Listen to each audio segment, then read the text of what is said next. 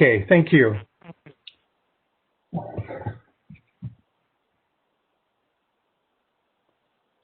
Okay, it's a little past time for us to start our work session for the Hood River County Board of Commissioners for the September 21st, 2020. I'll lead right in. We're going to discuss first COVID-19. Just a brief update. As you know, we had a meeting with the City Council here, I think it was 11th.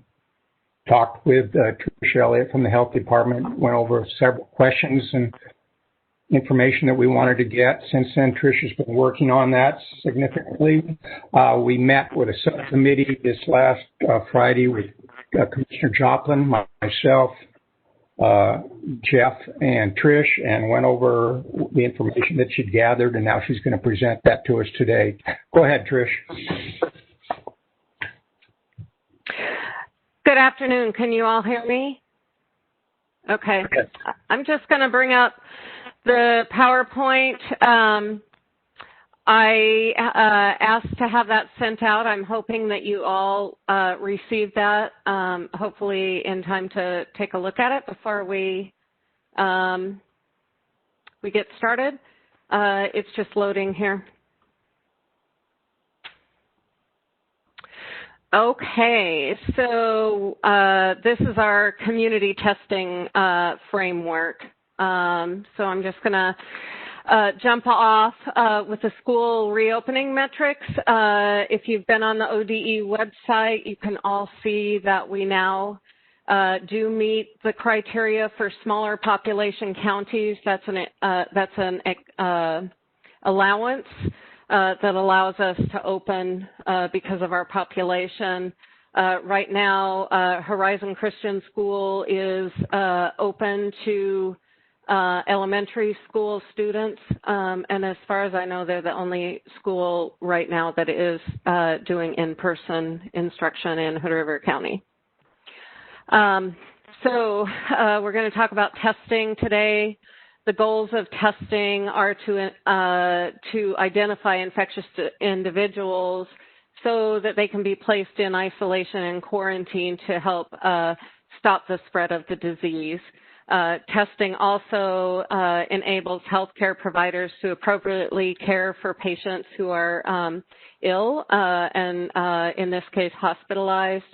It allows public health and other decision makers to understand what's happening with the disease, to look at policy and interventions. The health department early on in this pandemic decided that we would not be doing testing through the health department, and the reason for that is we have very limited staff. We're a very small department, and we knew that we would be busy doing other statutory obligated work around COVID-19. We did decide that we would go ahead and utilize our existing referral and resources because we did not want to reinvent the wheel and practice something new. We wanted to use something that was familiar to us and something that all of our staff could do without even thinking. So we did decide early on that we would refer to primary care providers for assessment and testing of people who may need testing. And in the Columbia Gorge region, virtually all of our primary care providers are doing testing or know where to get the testing done. We decided that it was important for us to support the person-centered primary care home model that the Columbia Gorge Health Council and Pacific Source Columbia Gorge utilized to support those people on Medicaid. We're also able to do what we normally do around information and referral, and that is to provide case management services to get those without primary care or resources into care locally. We also provide social supports, including Oregon Health Plan assistance as needed. We would refer to 911 or the ER for severe illness in case we came across that, and we would refer those in need to wraparound services and social services such as Bridges to Health, which is doing a fabulous job of supporting our population in this time. Is there any questions so far? Okay. Testing criteria. I'm going to go over what Oregon Health Authority deems as the testing criteria for the state, and I'd like to point out that most all of our providers are following OHA and CDC guidelines around testing. So the Oregon Health Authority does recommend that any person with symptoms that could be COVID should be tested. And if resources were limited, that there should be a prioritization of those folks that are symptomatic. And listed below are just some of the symptoms associated with COVID-19. Oregon Health Authority does recommend that some people without symptoms consistent with COVID-19 should be could be tested, but they would like for us to prioritize those populations. At the top of that priority list are close contacts to confirmed or presumptive cases, people who are living or working in congregate settings, such as long-term care facilities, schools, agricultural workplaces, jails, or homeless shelters, so that kind of thing. Migrant and seasonal agricultural workers, persons of color, people who are identified as having a disability, and people whose first language is not English. And the reason that those are the priority populations is those are the exact populations that are being disparately affected by COVID-19. The CDC Testing Guidelines are very similar. They recommend that you test if you're symptomatic or if you're a close contact. Recommendations for asymptomatic testing are people who live and work in long-term care facilities, and then critical staff such as healthcare workers and public safety officers. But they do also recommend that providers follow state or local public health advice for additional high priority groups of people. And in certain areas, it says it may be advisable to test a limited number of asymptomatic people, particularly from vulnerable populations. So I just wanted to go over those people that are being routinely screened in the Gorge who are asymptomatic or likely to be asymptomatic.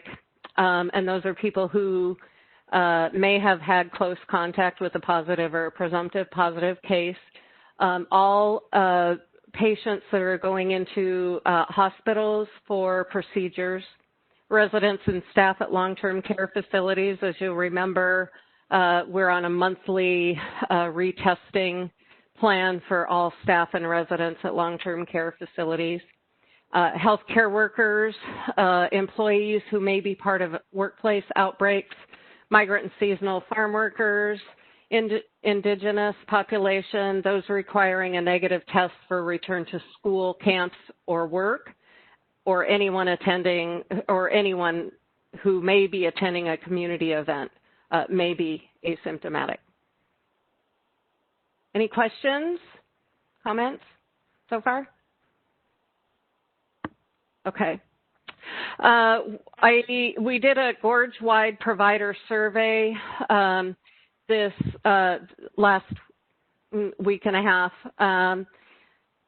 We wanted to figure out what was happening with the testing in the region and look to see what kind of gaps we had.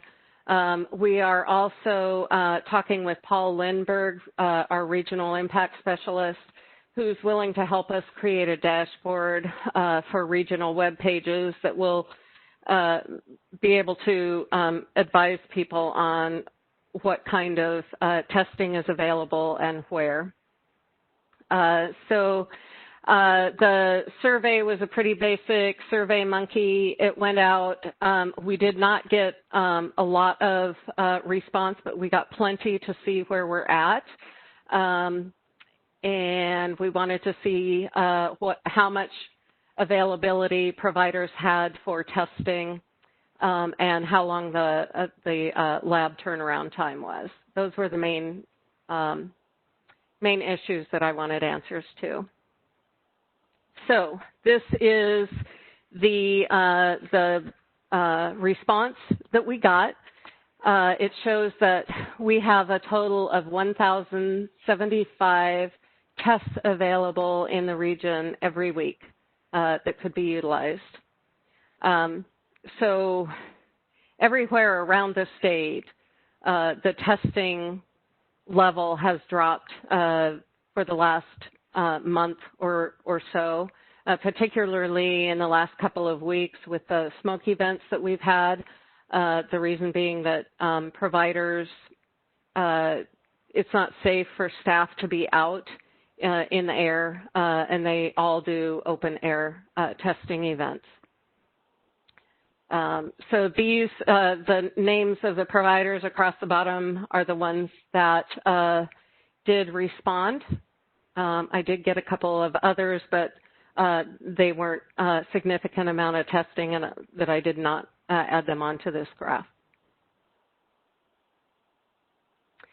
The testing criteria used by providers, as you can see, most of them are symptomatic and known exposures, but we do have providers that are willing and able and are doing asymptomatic testing in the region. And these are the turnaround times from the various providers. Most of them are within 24 to 48 hours. As you can see, Skylines is a 7-day turnaround on average.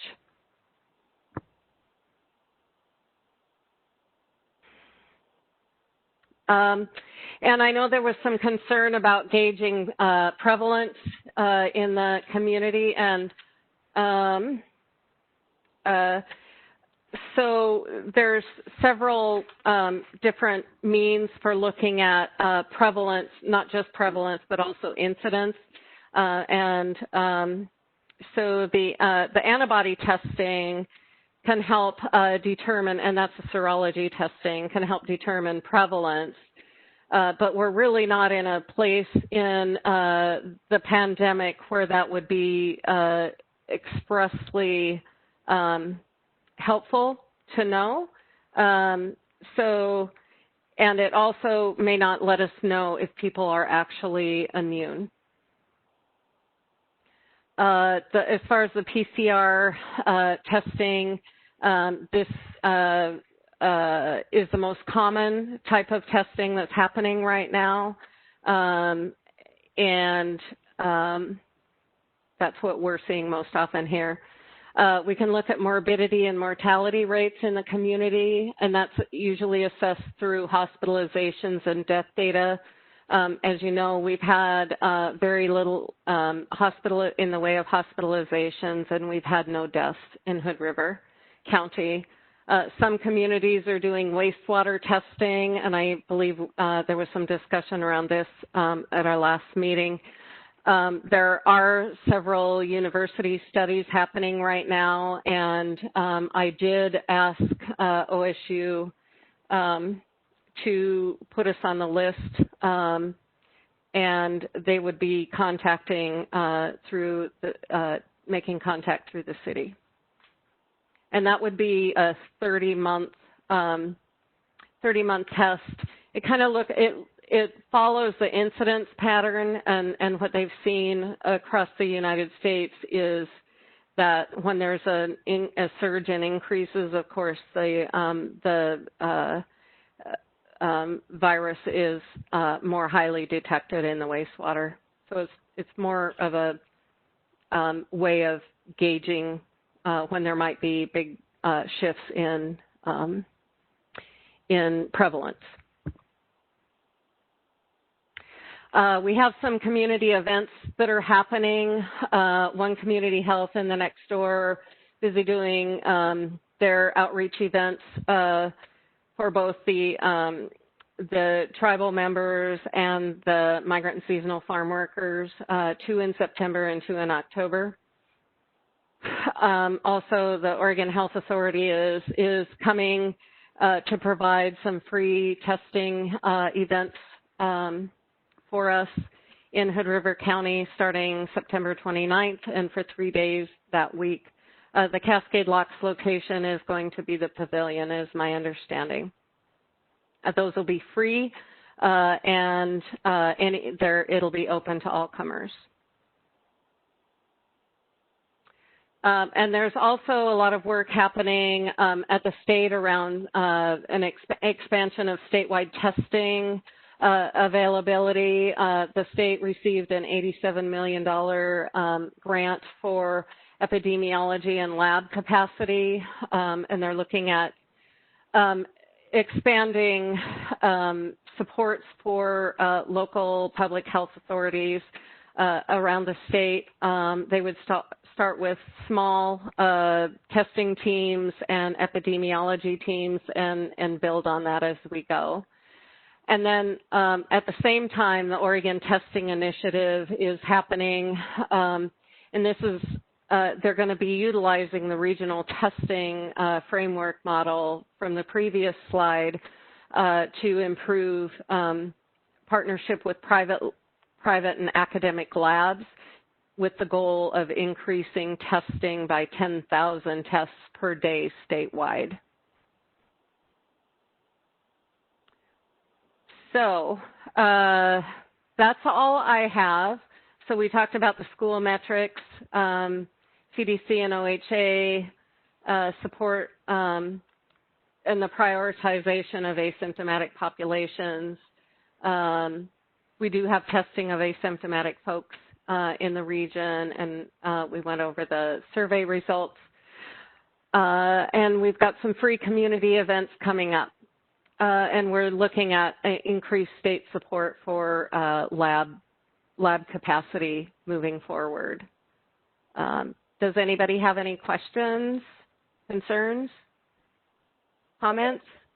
Trish, this is Mike. On those community events, I think you gave us a time from like 3 to 6:30 on those events. Is that correct? Correct. And Oregon Health Authority is going to be doing outreach and advertising for that. For those events, we'll be supporting that by forwarding their materials as widely as we can. Thank you. Any questions?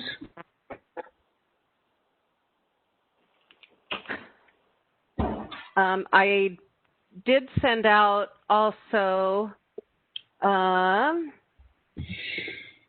another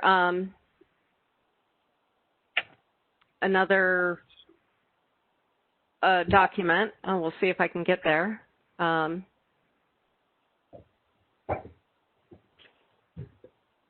Okay.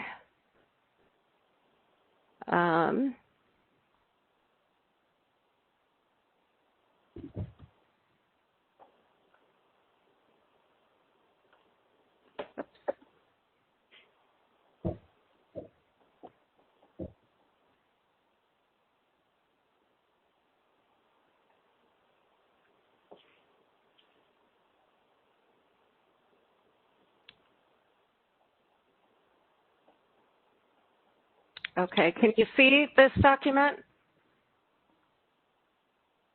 that I'm sharing? No, black screen for me. Oh, okay.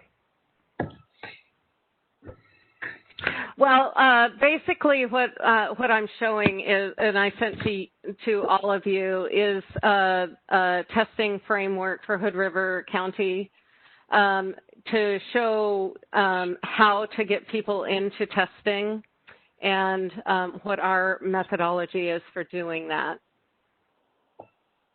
Have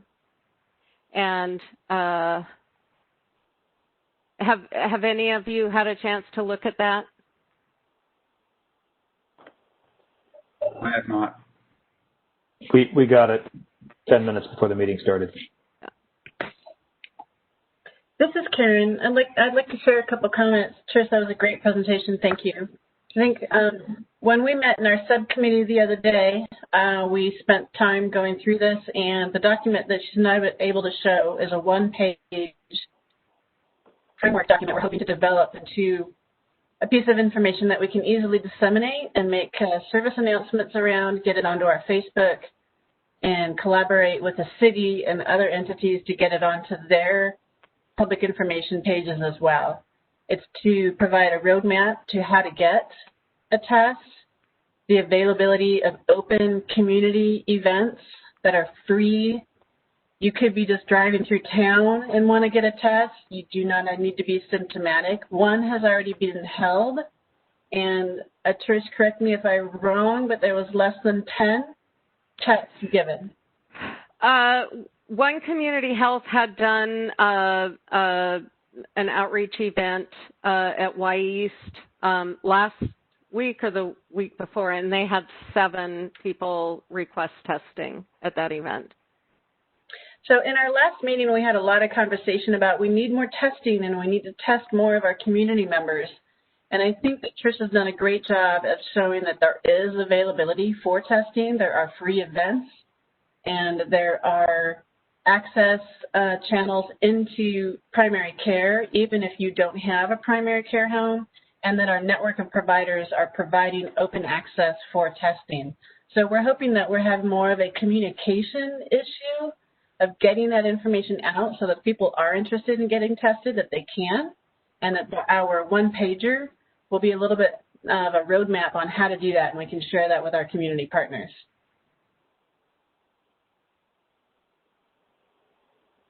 Thank you, Karen. I see that Dr. Van Tilburg's on. Dr. Van Tilburg, would you like to make any comments at this time? Well, I would just like to, in front of all you, commend Ms. Elliott's, leadership in this pandemic. We have, just regarding testing, you may know that we have almost the highest per capita testing in the state. And I think when Trish and I sat down in March to discuss doing testing at the health department versus asking everybody to go see their primary care provider, that really, our medical community really stepped up and provided same-day testing to anybody who wanted it. We're in a little different stage of the pandemic now, but I think as a county, we are sitting in a great place with regards to availability to testing everywhere, as Ms. Elliott said. So I think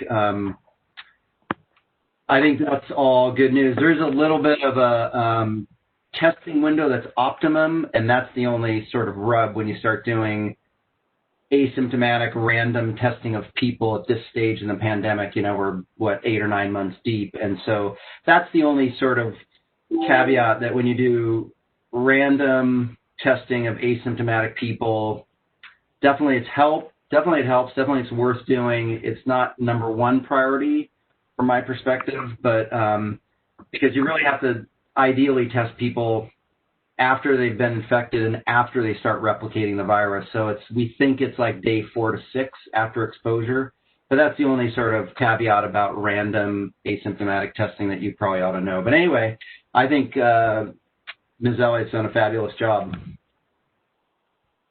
Thank you. Thank you, Doctor. Okay, we're just about out of time, but I want to ask if there's any more questions by the commissioners. No, this is Les. I appreciate the information. I do note that our testing is below state average for the last month, a little over a month. So I know overall our testing, we compare fairly well to the rest of the state, but it seems like since mid-August or so, we've actually been below the state average in testing. So I appreciate the information. Yeah, that's it. Any other questions by any of the commissioners? I haven't had a chance to really review this yet. Thank you for compiling all the information, Trish. It looks good. I still have the same concern, and as Les just brought up, I mean, I'm interested in figuring out how to increase our tests, and this doesn't seem to show a pathway to that. But I'll look at this and then hold my questions and bring those back up after at the next meeting. Okay. Any other comments? Okay. Thank you, Trish. I appreciate all the work you've done. Dr. Van Tilburg, Karen, thank you for helping out with that process. We're going to go on to the next work session item at this time. That is going to be the DEQ TMDL requirements presentation by Eric Nigg and Smita Mehta.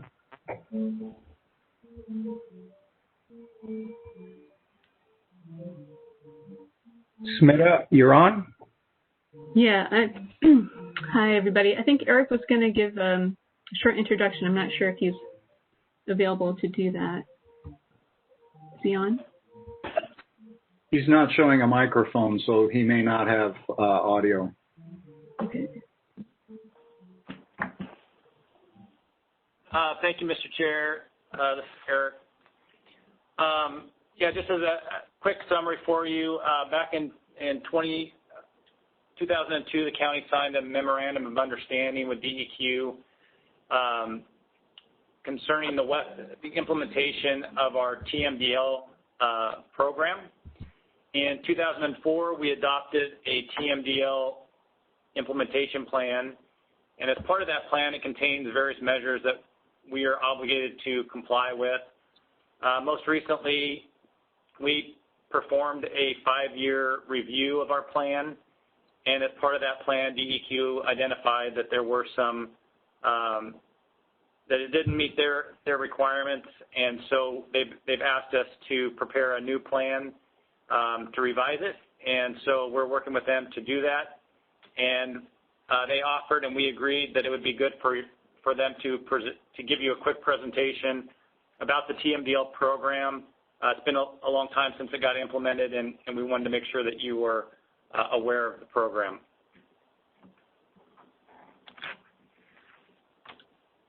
Thank you, Eric. And my manager, Eric Nigg, is also on the line. I'm wondering if he wants to say a few things.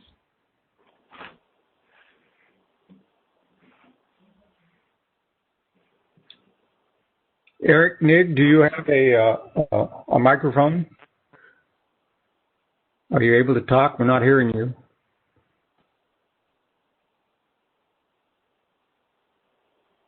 Well, that's okay. I can go on without him. All right. Okay. I'll just continue. Okay. Thank you.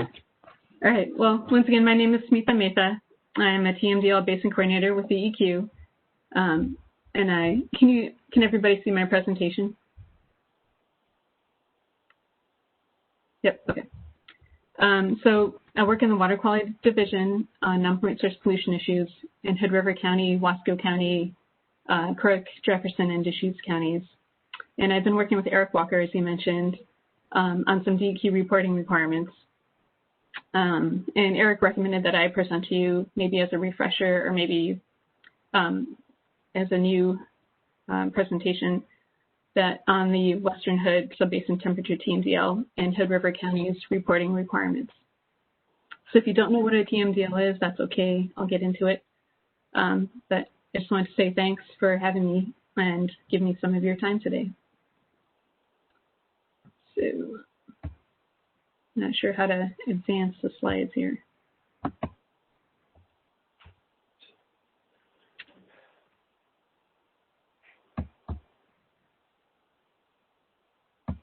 It's going to be tricky. Does anybody know?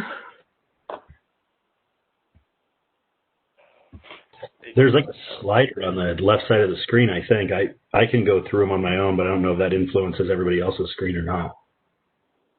I don't have a slider. Let's see. It's not. It's like a like a little Oh, yeah. box. I don't know. It's not really a slider. It's like a. I think I found it. Can you see the second slide? Okay. Thanks. So I'm just going to start with a background on DEQ, then we'll get into the Clean Water Act and a portion of the Clean Water Act known as the TMDL. And then I'll talk about what that means for Hood River County, and that is that there is a TMDL in Hood River County called the Western Hood Subbasin Temperature TMDL. And this TMDL has some requirements for the county and many other government entities, so we'll talk about those. But DEQ can support you in your TMDL requirements. We have opportunities for funding and technical assistance. So if you have any questions, feel free to stop me during the talk, or we can also answer questions at the end.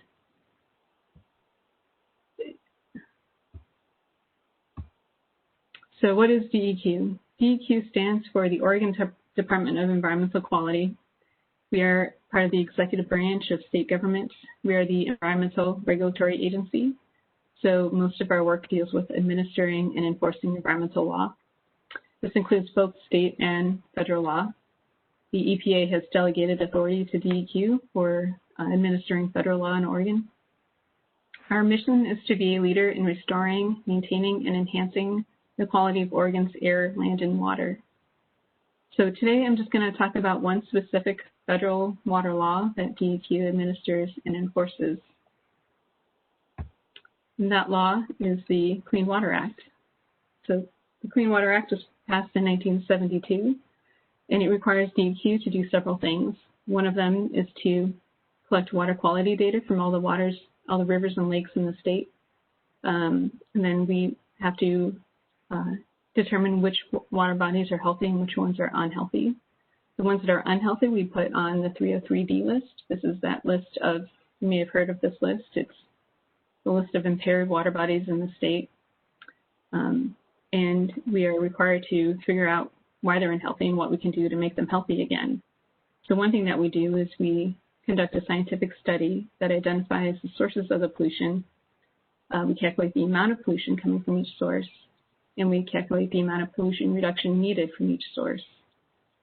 Throughout the development of the study, we take in input from local citizens, and they give us some technical advice. And so these studies are known as total maximum daily loads, or TMDL. The TMDLs are a formal determination of the total pollution load a stream can take while still being healthy enough for the survival of fish and aquatic life, and also healthy enough for swimming, fishing, and fish consumption. TMDLs are then issued as an order by the DEQ director, and they also get approved by EPA. So this gives the TMDL the weight of law. So what does this mean for the Hood River watershed? Well, like I mentioned before, there is a TMDL in the Hood River watershed. So the Western Hood Subbasin is just a fancy term for Hood River watershed. So back in the late 90s and the early 2000s, DEQ collected water quality data on streams and lakes in Hood River watershed. We identified which rivers and streams are healthy and unhealthy. And one thing we found was that a lot of the unhealthy streams were too warm for fish in certain locations and at certain times of the year. So we undertook a scientific study to determine the causes of the excessive stream temperature. We also invited the public to help us out in the study, and the county health department was one of those groups that met with us and contributed information about local conditions. And together we determined the sources of the heat in the watershed, and that is like the sun, of course, and then also point sources. And then we calculated the amount of heat coming from each source and calculated how much we needed to reduce pollution from each source. And then we published a study as the Western Hood Subbasin Temperature TMDL. And it was issued as an order by DEQ in 2001 and again in 2018. And it was approved by EPA in 2002 and again in 2018. So that's the story of how the TMDL came to be. You might be wondering, what does it mean for Hood River County? And too many. Okay, so the TMDL actually has two parts. It has a scientific study part and it has an implementation part. So the scientific study part has already been completed. That's the TMDL that's been approved. But the implementation part is an ongoing part. The implementation side of the TMDL is known as the Water Quality Management Plan, or WQMP. And the WQMP represents DEQ's plan for implementing actions that reduce pollution to levels that result in healthy streams. So for the Western Hood temperature TMDL, the recommended implementation actions are reducing warm discharges from those point sources and increasing stream shade to protect from the non-point source, which is, of course, the sun.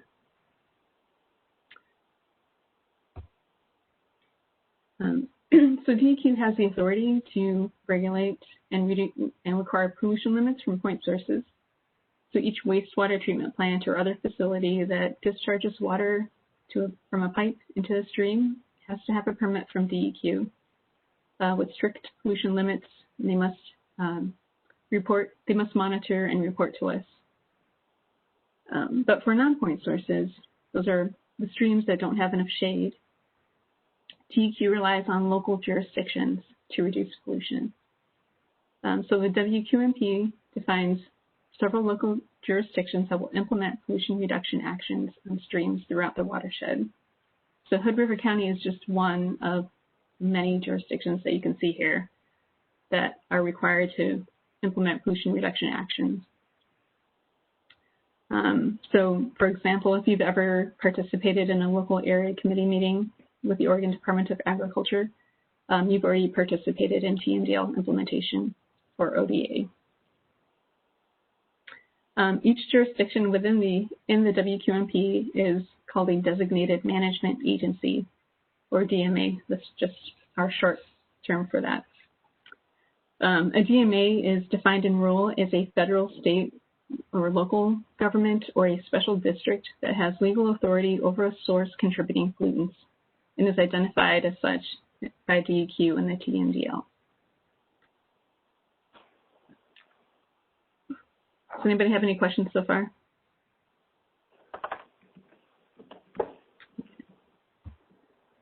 So here's a map of DMA jurisdictions, DMA responsibilities in Hood River County. So as you can see, some jurisdictions overlap, some responsibilities supersede others. So Hood River County's implementation responsibilities are just limited to county-owned lands, county roads, and county jurisdiction that's outside of the city of Hood River, and that's not on ag land or private forest land or on federal land.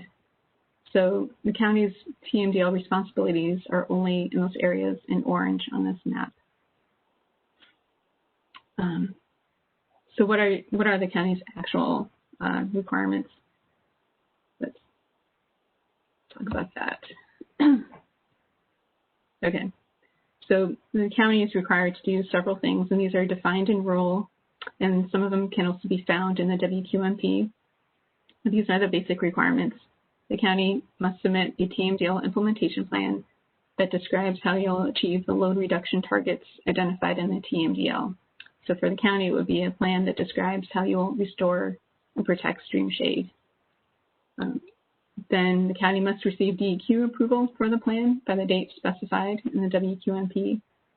The county must implement the plan and submit annual reports to DEQ. And in the 5th year, the county must submit a plan that summarizes the 5-year progress and identifies any needed revisions to the plan. And if planning revisions are needed, a new revised plan must be submitted. So the circles on the upper right are to represent that this is an iterative process. Every 5 years, we review what's going on and we see if we needed to adapt and improve the plan and continue for another 5 years. So each loop through the cycle reduces pollution and gets us closer to our goals. As you can kind of see in this graph on the bottom right, each arrow represents a 5-year progress towards that green line at the bottom, which is our pollution goal. So I mentioned that Hood River County has completed some of its requirements, but some of them remain. So let's see what that looks like for the county. So Hood River County has been part of this Western Hood Subbasin TMDL since 2001. The county did submit the implementation plan that was approved by DEQ in 2004. So good job. But since then, we only received a few annual reports. But the county did diligently submit the 5-year review reports in 2009, 2014, and 2020. But unfortunately, the plan was never revised after the submittal of the 5-year review reports, and progress on implementing the plan has stalled. So the next step is a revised implementation plan. So your next reporting requirement will be a revised implementation plan and a restart of this 5-year cycle. So what are the reporting needs for each requirement? The implementation plan has several strategies that the county will attempt to implement to achieve stream shade goals. So each plan has several strategies. Strategy could be to develop a new ordinance. Each strategy has multiple actions. For example, an action could be to develop a budget for outreach for the ordinance, or an action could be to develop an outreach strategy. And each action can have one or more milestones, and these are the measurable bits that we can look at to see if progress is being made on implementing the plan.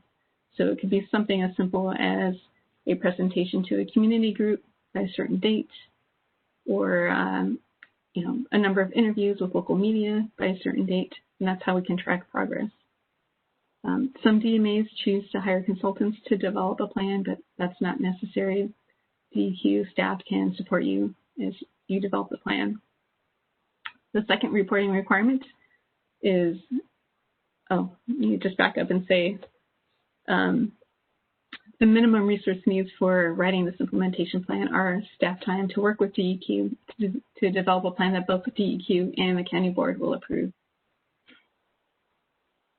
The next reporting requirement is the annual report, and this is a simple one-page report or memo that notes which actions have been completed within that year.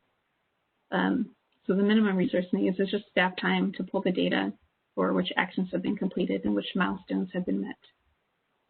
The 5-year review report is a more in-depth report that describes the successes and hurdles faced while implementing the plan. It also makes recommendations on the adaptive management changes that you need to achieve the goal of the shade targets that we'd like to see. And the minimum resource needs for this are the staff time that would be required to assess the projects that were completed and to discuss the successes and hurdles accounted by the staff that who worked on the projects, and time to develop workarounds or new strategies for the plan revisions.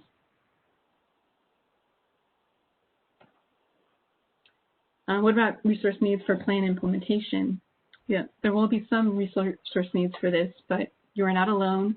There is funding from state programs. DEQ has a grant program called 319 that is made just for this sort of work. There are other state and federal grant opportunities as well. And DEQ and local organizations can also provide support and collaborative opportunities for implementing the plan. So it's important to note that implementation does not have to be done all at once. It could take many years. It could take more than one 5-year cycle. But the only thing is that we like to see that progress is being made. At a minimum, the county needs to commit to allocate staff time and or resources towards implementing a portion of that plan every year. The staff time could include just time to apply for grants and administer grants, or just time to collaborate with DEQ or other local organizations. I should also mention that if the county fails to submit reports or implement the plan, it is a Class 2 violation to timely implement or timely submit reports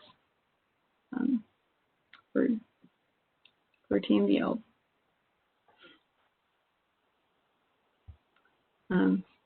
But I don't like to go that route. We prefer to work with you. And DEQ can provide several things. We can provide technical assistance, as I mentioned before. We can help you write those the initial plans, the revised plans, the annual reports, and the 5-year review reports. We can provide grant funding for implementing the plan. Like I mentioned, DEQ has a funding program called 2019 that provides grants to entities that address non-point source pollution issues. It's an annual grant, so you can apply every year. So I'll be implemented a little bit every year. It's a competitive grant, but if you work with me, we can come up with a competitive application. And I'm also connected to several other state and federal programs that provide grant monies for these types of projects. So I can definitely provide assistance in connecting you to those opportunities. And we can also provide coordination assistance and access to other local, state, and federal resources to help you implement your plans. And sometimes you can get stuck in implementation when there's not enough communication with your constituents or the community, and DEQ can help connect you to local organizations that can help you with your outreach needs. And sometimes implementation gets bogged down when you run into a tangle of state and federal requirements. And DEQ can help you get some state resources, and we have a program called Regional Solutions that kind of works to break through the tangle of agency requirements. So I think that's pretty much it. Let's see. So hopefully you have a better understanding of what a TMDL is now and what the county requirements are and how we can work together to improve the health of your watershed. I'm happy to answer any questions, and I'll put up my contact info here too. Yeah, Smita, this is, am I saying your name right, Smita? Is that correct? Pardon? Smita. Smitha. Okay, thank you. How does this, what we're requiring of the county, coordinate with the Soil and Water Conservation District and all the work that they've been doing? You were showing lands that are county responsibility, and you're showing lands that are ag responsibility. And I know we've been doing an awful lot of work in these ag lands to repair riparian areas and make sure that we keep the animals away from the creeks and let the natural riparian stay intact. And I mean, how does this coordinate between the county lands and the ag lands? Well, the Department of Ag is responsible for implementing the TMDL on ag lands. So they work with the private landowners on ag lands to implement, to reduce erosion, make sure the riparian areas are healthy and planted. But the county is responsible for the non-ag areas that are also not part of any federal jurisdiction or private forestry. So I don't know if that answers your question. Well, it does. It's it's the same creeks, same water. Yeah. And we've been doing a lot of work, but now I'm seeing that, well, maybe the county needs to do portions of the work that's not being done in the other areas. Les, you got a comment or a question on that? Yeah. Hi, Smita. How are you? Good. Yeah, it is a little confusing, like Chair Oates said, in terms of whose jurisdiction is where. I guess mine is more around where we're measuring.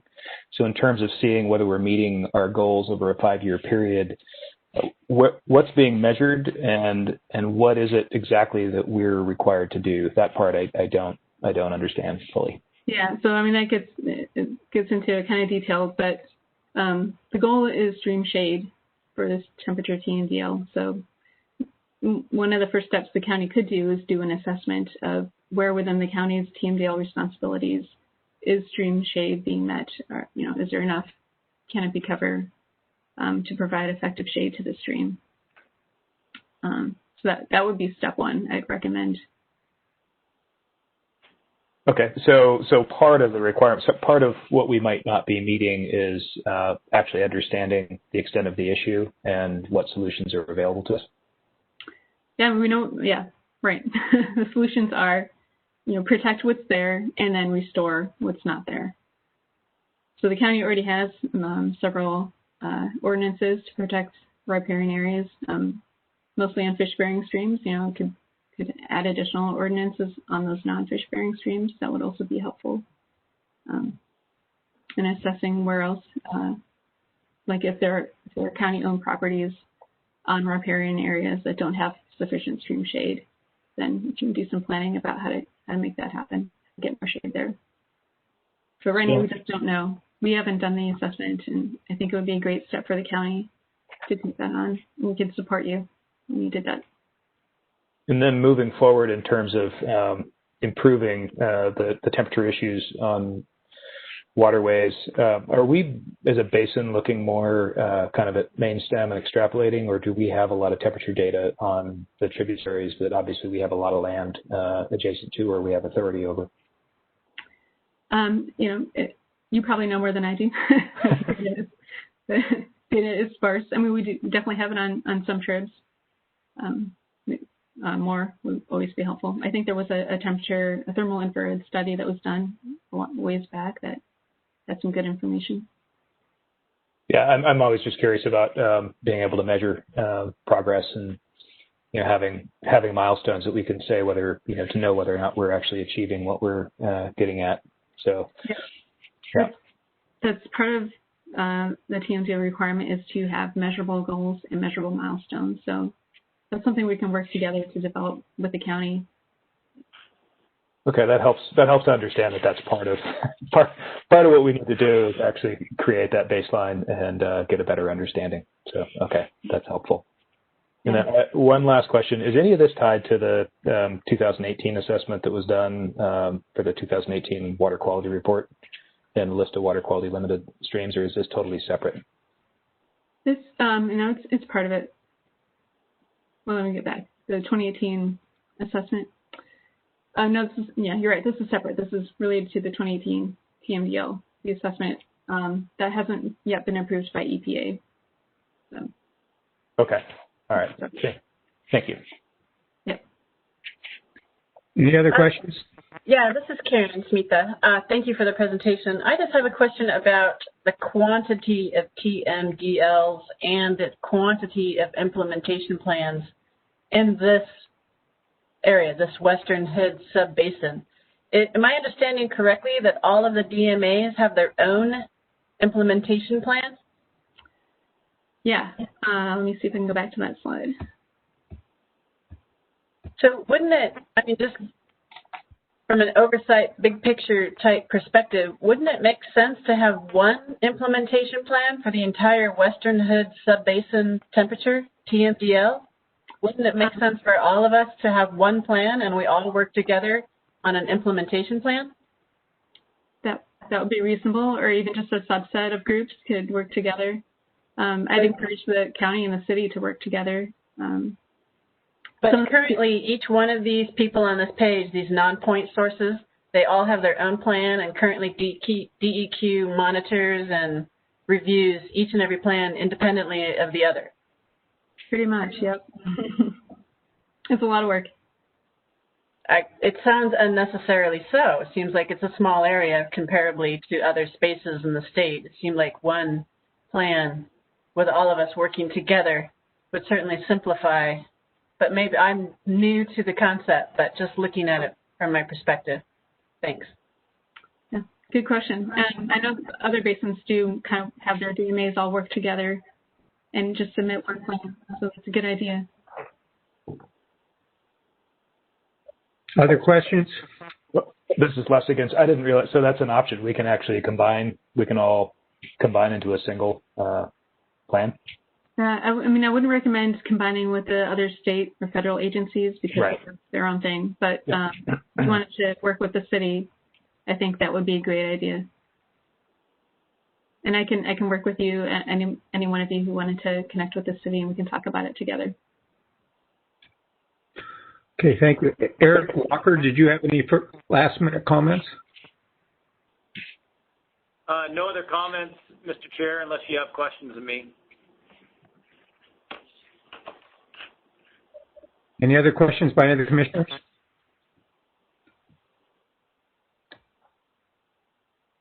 Okay, thank you very much for this report. It's been interesting. We're going to have to get some information back from Eric and the county and see where we can go from here. So I appreciate the information. Thank you. Thank you so much for your time. Mm-hmm. This time it's 5:15. We're going to move on to the discussion of possible joint justice center with the City of Hood River. Will Norris, I believe you're still on. I'm still here. Thank you, Chair Oates. I'm going to try to share my screen, if that's possible. Or share, okay, my PowerPoint. Chair Oates, if I may make a brief introductory remark, I'd like to do so. Go ahead, Jeff. Thank you. I've requested Will Norris, the Assistant City Manager, to be here. A short time ago, the county was approached to see if the county might be interested in partnering with the city to put a justice center on the Columbia Street site that the city is considering for a new police station. The county had done some work in 2015, some planning work. That work is still relevant. That has been provided to the city to allow them to gauge whether or not these facilities might fit on that site. It was determined that it is possible that the Justice Center could potentially be located on this site, albeit very expensive. It is an opportunity, and I felt like commissioners should have this opportunity brought in front of them so that you can make some determination as to whether or not the county would wish to move forward in looking at this opportunity.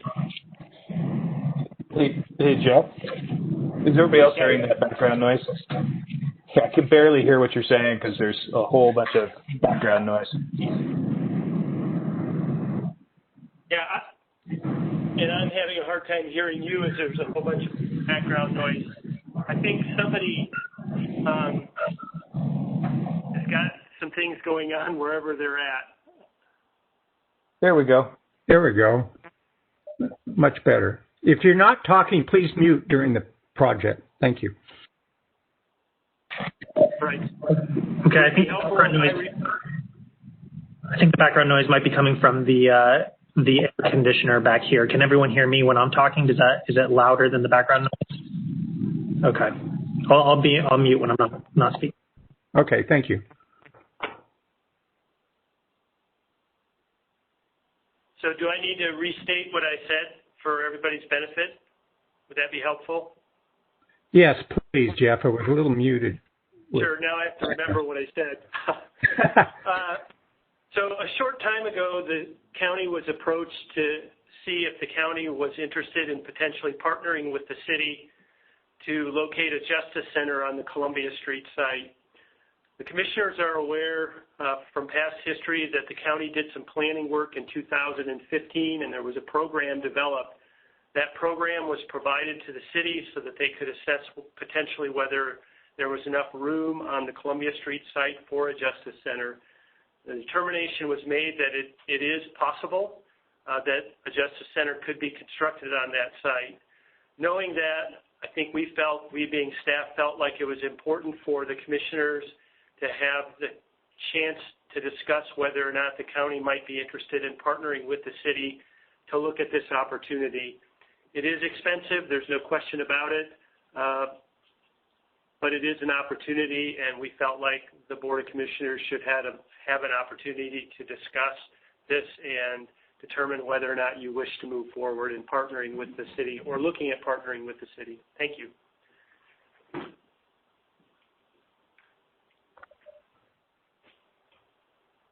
Okay, Will, I think you can go ahead now.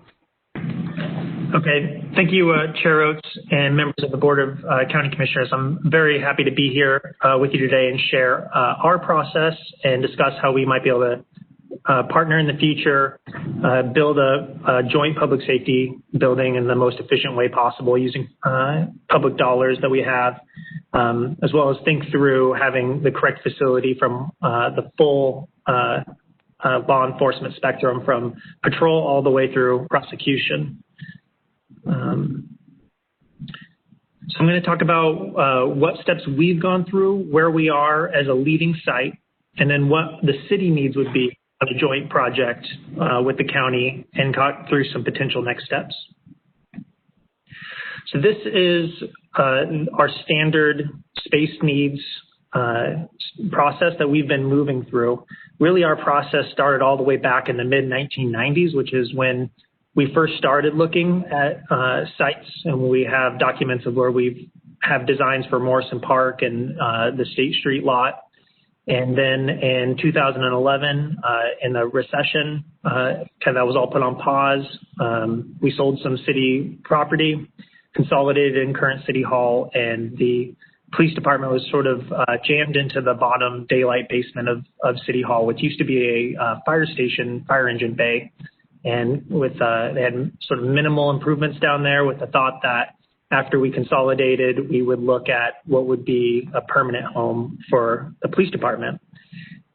This all picked up steam again in 2018 when the City Council first prioritized doing a formal space needs analysis with this outline in front of you, where we do a programming workshop to project out what our space needs are, tour facilities to get a firsthand sense of what what the state of modern policing facilities are, do site evaluations and test fit, which I think is about where your 2015 process left off. And that's where we are today as well. And then the next steps would be design refinement, cost estimation for a preliminary design, and then a final report that would be sufficient to take a bond measure to the voters. And so I think this is the point where we could join and do these next steps together. This is where we're at right now for a space need and how it would fit on what is the leading contender for a site right now. Just over 13,000 square feet is what we're needing. We're wanting a sally port, some on-site parking, off-street for both patrol and for the public. This site would need to be paired with a parking garage to make sure that there's no net decrease, and ideally a net increase in downtown parking, consistent with our downtown parking goals. Hey, Will, are you supposed to be advancing slides? Yes, I am moving ahead. I don't know. Moving ahead. Yeah. No, I'm not seeing slide advances. Is anybody else? I'm advancing on my own. If you just tell me what slide page you're on, I'm looking at the parking lot. Slide 5. Yeah. Oh, okay. Looks like I'm now the presenter, so hopefully this should work. Okay. Okay. So this site is 60,000 square feet, and I understand your space needs, if it's not for county admin and it's just courthouse and public safety, is a little bit under 60,000 square feet. So if we were going to build multi-story, I think it's possible that both would fit on the site. Obviously, then that enlarges the project to also see where are we going to replace all this downtown parking. Okay. So if we were to start working together, I think the city needs we are looking for a continuation of bonding authority from the bonds that built the Myers Parkway Fire Station. So those expire in 2022. We would like to have a bond measure on November 2021, so that if successful, we can do a continuation without any net increase in anyone's taxes, but also have the ability to take this out to the voters, learn through the experience, hear back the input, and if unsuccessful, recalibrate, and still have at least one more shot to do another ballot in 2022, again, without changing anybody's taxes, just looking for a continuation of existing bonding authority for another 20 years. 2 is obviously some sort of shared contribution to the project cost. There's going to be the initial program consolidation of both of our space programs, initial design sufficient to get a solid cost estimate, and looking at sites over again. So there's sharing costs on that. And then there's also, if we're going to share a facility, sharing the cost to build that facility. Our financial consultants used to be Piper Jaffray, and they recently changed their name.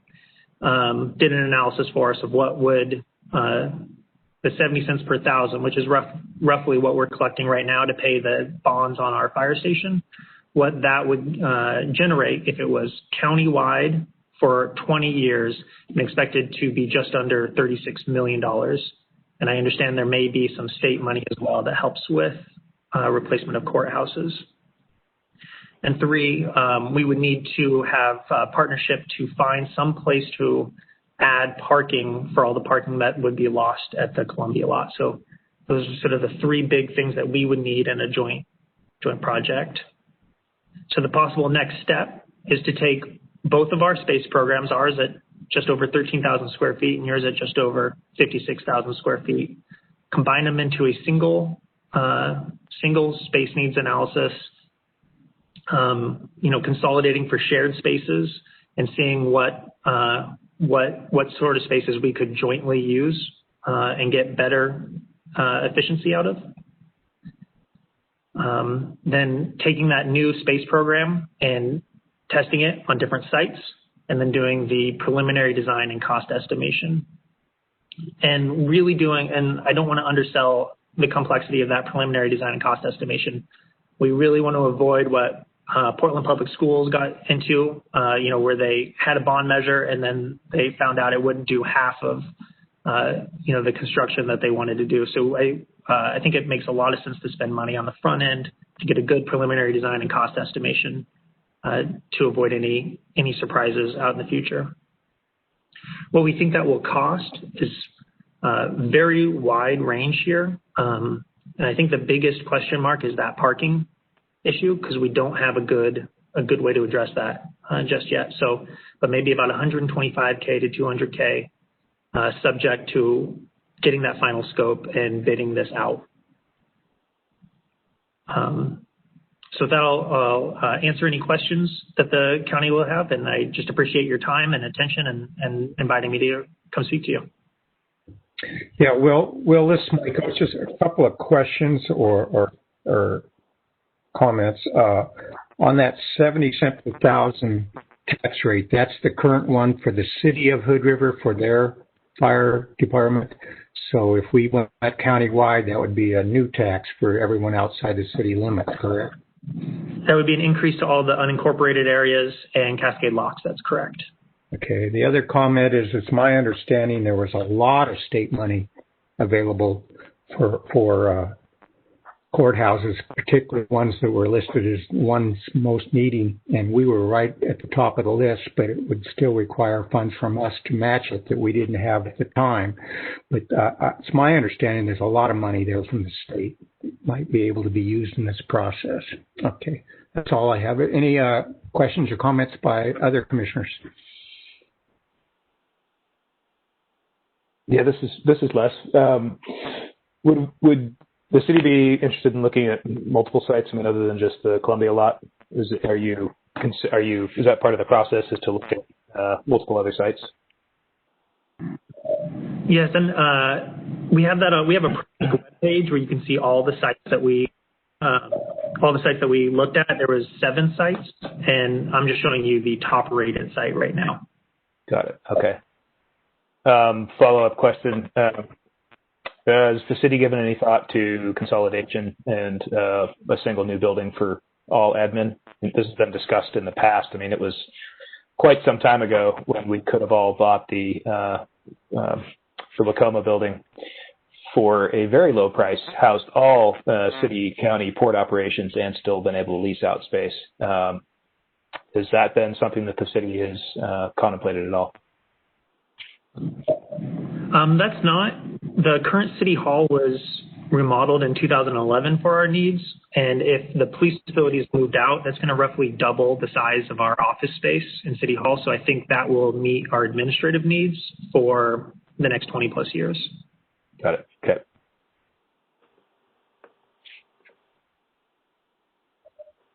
Any other comments or questions by any commissioners? Jeff, any comments? No, I don't think so at this time, Chair Oates. Okay, thank you. I think Karen might have had some more information on that federal courthouse money piece of the puzzle. Karen? Well, there was money available, and whether it's still available or not, I don't know. But Mike is right. It was prioritized for those courthouses that had the worst rating for a study that was conducted many years ago. And all the courthouses that were worse than Hood River had been repaired, remodeled, or replaced. So Hood River was notoriously at the top of the list for the worst courthouse in the state. The money is a match for state office spaces such as the DA, the courtrooms, any shared common spaces like hallways and restrooms.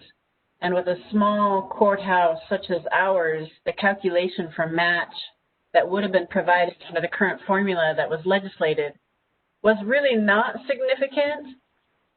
But as we all know, there are other negotiations that go on at the legislative level, such as the Multnomah County Courthouse, which was completely separate and negotiated separately and allocated significant amounts of funds that were beyond the formula that was stated for courthouse replacement funds. So I think there are avenues and opportunities for assistance. I think what was purported in the legislature as we calculated the formula with DLR, it didn't amount to a significant amount of money, but it was helpful. I think that we would need to pursue additional resources at the state level through our legislators to try to secure additional support funding to repair or replace our courthouse. So I think there's opportunities there that need to be explored and pursued.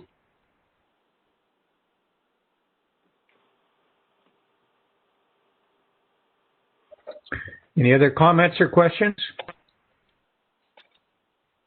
I fully appreciate and agree that we need to do something about our courthouse. I'm trepidatious about asking the county outside the city limits for more money. I think that might be a heavy lift, and I would hate for the hope that the county could participate to slow down the city's process, even though in my heart I believe it's a great idea to do it all at once. So that's, I guess, where I am with it. I think that's a good point, Rich. Something we're going to have to think about. Later in our meeting today under work session action items, we will be rediscussing this a little bit as a commission. Will, I really appreciate the information that you presented to us.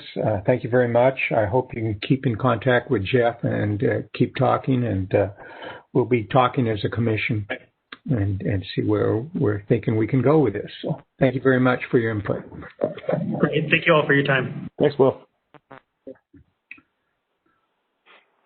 Okay, we're a little bit early, but next up on our work session agenda is the view of ballot box locations. Brian Beebe, are you on? Good evening, Chair. Is everybody able to hear me okay? Yes. Great.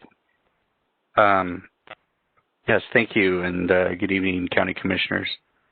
For anyone in the audience, my name is Brian Beebe, and I'm the Hood River County Director of Records and Assessment. I serve as the Hood River County Clerk, and I'm the Chief Elections Official for Hood River County. I apologize, I don't have a webcam on my computer. And I also apologize, much of the information I plan to go over tonight may be a little redundant if you read my agenda request, but I think the information will be informative for anybody that hasn't. I want to start off this presentation by saying that I fully support having as many ballot drop sites as possible. However, with every additional ballot drop site, there are ongoing expenses and logistical challenges that must be considered before implementation. In my 11 years as the director, I have never received a request for additional drop sites in Odell or Parkdale until this election cycle. Concerns about the national news related to the postal system appears to be the primary reason we are now receiving the request for additional drop sites in these locations. Due to the global pandemic, many states are considering conducting the November general election using vote by mail. These states may face some significant challenges making the quick transition, and many states have been warned about postal issues in their states, but Oregon was not on that list. Oregon was the first state to conduct elections entirely using vote by mail. We have been doing vote by mail for over 2 decades. Our election laws have been written with vote by mail as the method of conducting elections. We have strong partnerships with our state coordinators, sorting facilities, and local post offices. We have been in constant communication with our postal partners and have been assured that ballots will continue to be treated with priority, and we should expect no delays in delivery. Oregon just held a primary election in May during the pandemic. Over 1.3 million ballots were cast, which is a record number for any primary.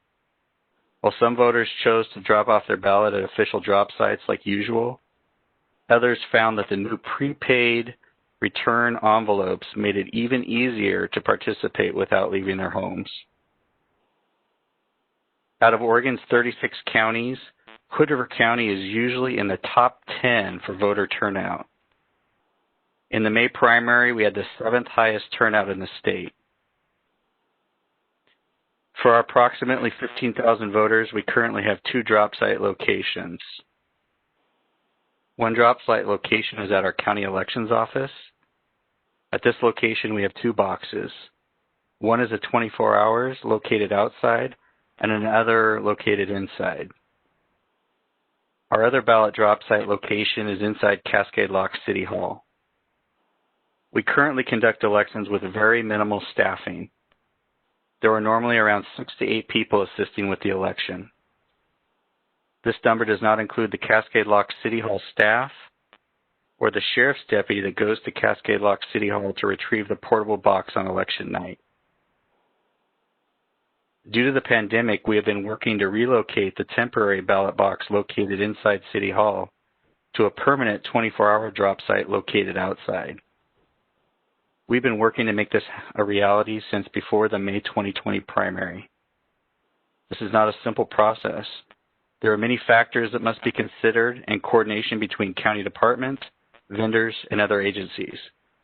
We are scheduled to have this completed in early October, just before mailing ballots for the general election.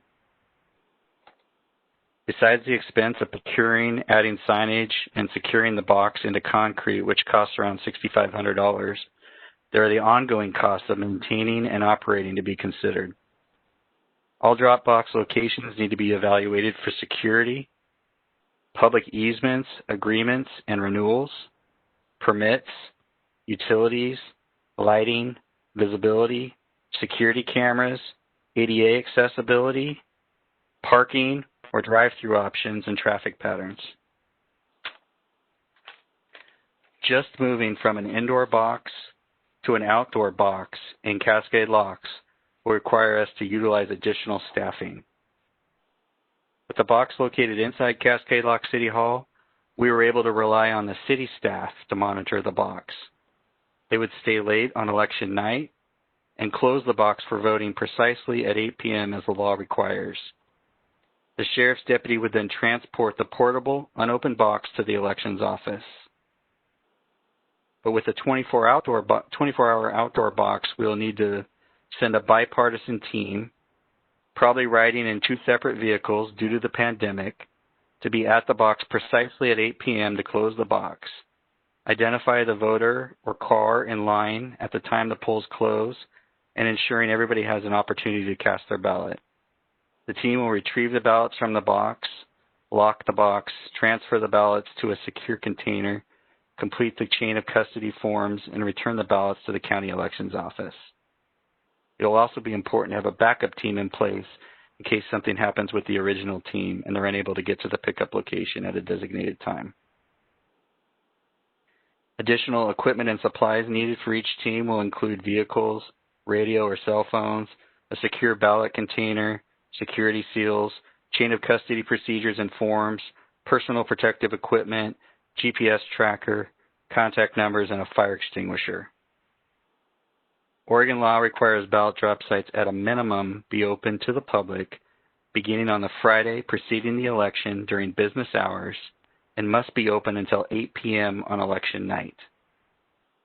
During the pandemic, having temporary drop site locations inside buildings is problematic.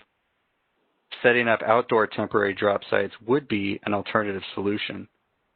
Besides a bipartisan team of at least 2 people and others to cover breaks, lunches, and the unexpected, the drop site would need the following supplies: pop-up tent, tent anchors, table, chairs, ballot box, road signs, traffic cones, flashlights, high visibility vests, weather-appropriate support such as a propane heater, rain gear, lanterns, personal protective equipment such as gloves, masks, hand sanitizer. As I said at the beginning of this presentation, I support having as many ballot drop sites as possible. Although I think a temporary drop site is a great idea, I must be realistic about the capabilities and capacity of me and my department. My staff and I wear many hats. We have the responsibilities of the county clerk and the county assessor. There is only one other county in the state with this joint responsibility, and that other county has more than 100 employees. We do the job with just 9.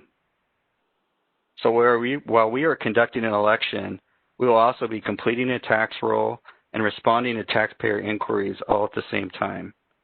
This is difficult during a normal year, but with COVID and a highly contested and highly scrutinized presidential election, the stakes are high. We just do not have the ability or the capacity to plan for and manage additional drop sites this late in the election cycle. The risk of ending up on the national stage due to an election issue is real. I must consider before everything else the safety of my staff and the security integrity of the election. Should the board wish to make this a priority for future elections, with more time for planning and with additional funding and resources, we certainly could make this happen. I'm happy to answer any questions the board may have. Questions, board?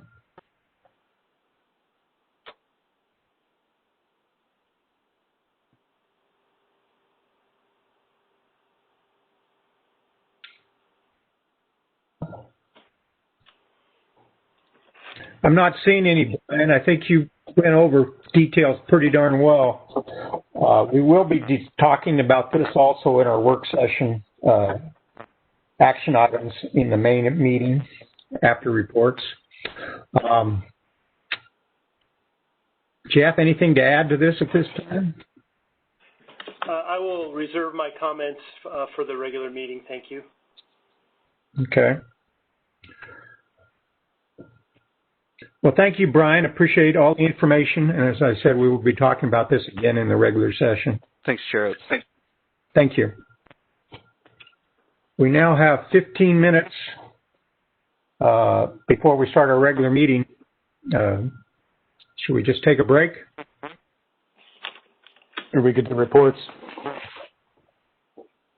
Say that again, Les. I said, or we could do reports.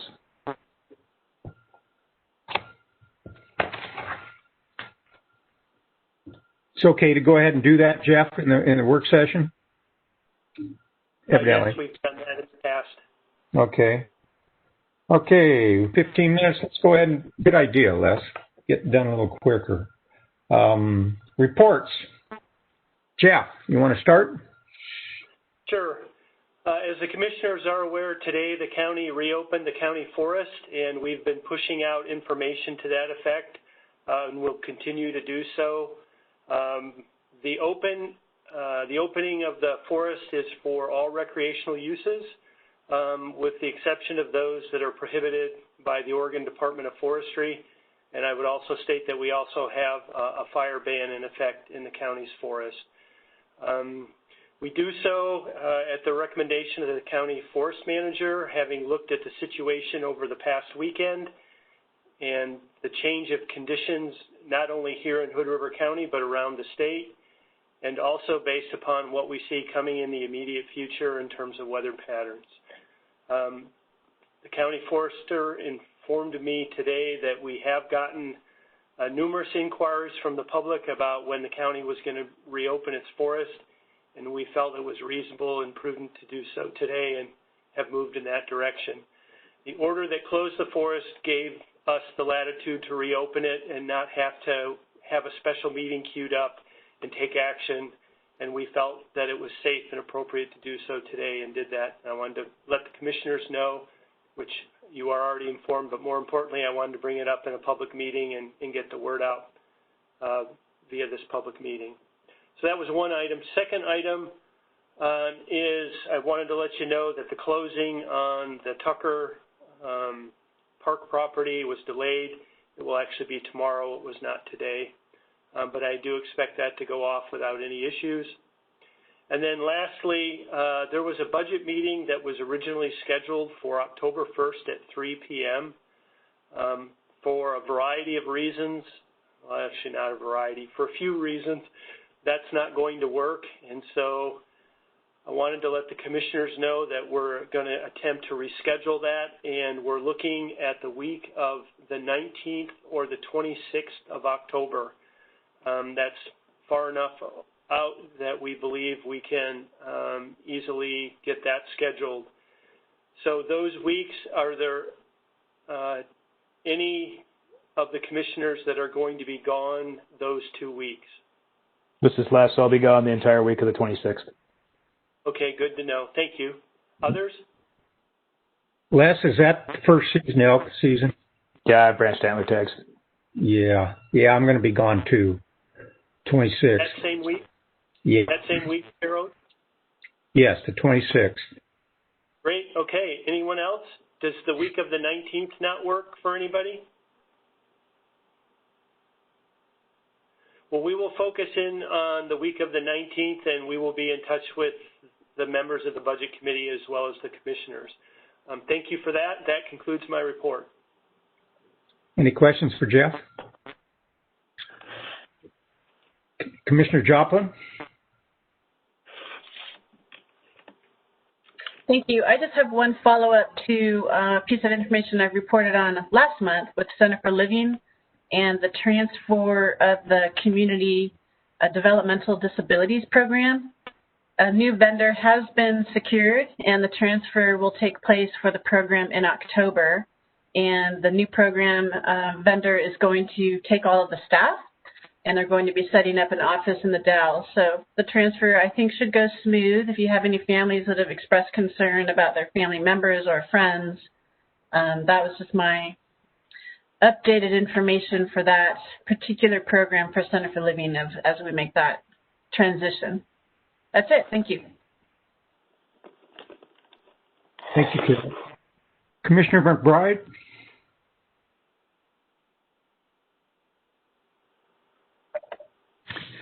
Yeah, I've got a few notes. With the Community Action Council, we are on an accelerated executive director search. We put out a request for interested parties and have received several. Janet Merrill at CAPO is being our point on this, and she went over the job description and got it out to her network. So we're very thankful for her office's efforts on this. We're going to start interviews at the end of this month, and we are hoping to get someone hired and as soon as they can come on after October 31st, which is Jim's last stated day, then we're hoping that we'll have somebody queued up who can pick right up fairly quickly after that. So that's good news. I went to a bridge environmental impact statement group, and we went over the EIS work to date. Some of it was repetitive and explaining things. Other parts were outreach to the tribes and property owners and how many lots and property owners will be touched. So they are hoping a year from now, 9 months to a year from now, to be have a completed EIS and a record of decision with the National Highway Board being the lead entity who is kind of the one in charge of all that information. So that was good. The next day we had a working group bridge replacement working group with the folks from across the river as well as on our side. We went over some money. The port was successful in getting a $5 million build grant, so that will keep the process going and start engineering plans, beginning engineering plans at a very modest level, but still, it's a good start. Also went over legislative and a timing of legislative decision points on transportation funding, et cetera. I was a voice of caution in not getting our hopes up. Oregon is going to be in very difficult shape coming budgetary season this year, and as well as the feds aren't going to be a lot better. So we're hopeful, but I think realistic looking forward. I attended a homeless meeting roundtable with Neil Holste and Matt. Matt was there, as well as the mayor, myself, and quite a few other people, Sarah Kellums, talking about homeless needs and problems and opportunities. One of the main things that came up was the need to streamline the entry of homeless populations into a database that can then be utilized going forward to help them with housing and the other needs that we have. And it turned out that Elke from Pacific Source has just landed a program and funding to have a single entry point program, and they have funding to go out and train all of the people who would be involved with that. So the Housing Authority, Columbia or Community Action Council, all of them would have this single point program in order to enter people and make it easier for everyone to communicate with individuals who are frequently difficult to communicate with. So that was a very positive thing. They're looking very hard. Sarah Kellums and the other homeless coordinator in the Dalles are looking very hard at what housing homeless is going to look like this winter. And they're looking at a pallet shelter concept where they would have a series of small, I'll call them huts, but they're insulated, electrified, no plumbing in them. But the package comes with a shelter that would include showers and toilets that would be set up close to where all these small units, individual units, would be placed. So they're looking for a place to put those, and of course that's a challenging hurdle for them, but they are ever hopeful, so they're working hard on it. And then the last meeting that I have attended was Visit Hood River last week, and as you might imagine, their funding is in pretty much free fall. They had a 50% reduction in transient room tax projected for this year. It could be more, and that will probably carry through to some extent next year as well. And so the staff has been cut back dramatically, and a lot of programs have been cut back. They're keeping their public relations firm and getting their website up and doing a lot of background work, which is good, but that contract has been cut back as well. So they're doing the best they can with the resources they have and trying to be ready for a surge of activity once we can go back out in public comfortably again. Let's hope that sometime soon. And those are all the meetings I went to. Thank you. Been busy, Rich. Thank you. Commissioner Perkins? Yeah, we continue to try to get money out in the community through MCED, through the loan board. So we've got a number of funding sources and have been working on getting the community out, the money out, like I said. Quite a few applicants and a fair amount of need out there. There's been a lot of activity in the energy arena. Recently, I've been looking at a FEMA BRIC grant application for a few different potential avenues, and been working with Bar Bears quite a bit in that. There's some need around so the fire departments have got kind of their needs that they have been putting together. We've been looking at continuing to attempt to fund microgrids and storage in conjunction with critical infrastructure. And so that's the direction that we've looked at going. We will need a fiscal sponsor, and hoping that will be the county.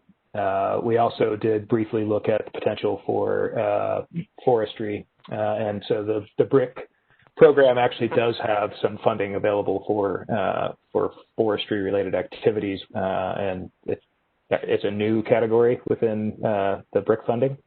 And the national BRIC funding is pretty huge. I think it's $500 million, and you can go up to, I think it was $30 million. And you can also stage it out over multiple years. But anyway, I don't think we're going down the path of looking at utilizing that for county forest, but we will be looking at the critical infrastructure piece and how do we get more resilient local infrastructure. I am hoping that the county will be able to step in and be that fiscal sponsor. That's typically the arrangement. So we'll be coming back with more information. That BRIC letter of intent is due in a few days. There's no obligation to the county for submitting a letter of intent. It just puts you in line, and if you get selected for a full application, then you do the hard work. And for that, we're actually also looking at funding for a federal grant writer for that work. So that is one funding avenue. The fires and the damage to electrical infrastructure around the state and the lack of electricity for extended periods of time is putting a fine point on a lot of the work we've been doing. So that happened with the California fires. There's a spike in interest. Now that we've had some devastating fires here in Oregon, there's definitely renewed interest at the state and federal level to figure out how to build more resilient infrastructure. And so we are actually in one of the best positions in the state to take advantage of funding as it comes available, but we are going to have to be willing to take some responsibility as a county for administering that. So that's something I would love to talk about as a board. One question I had was, are we doing a planning session prior to the first of the year? I couldn't remember.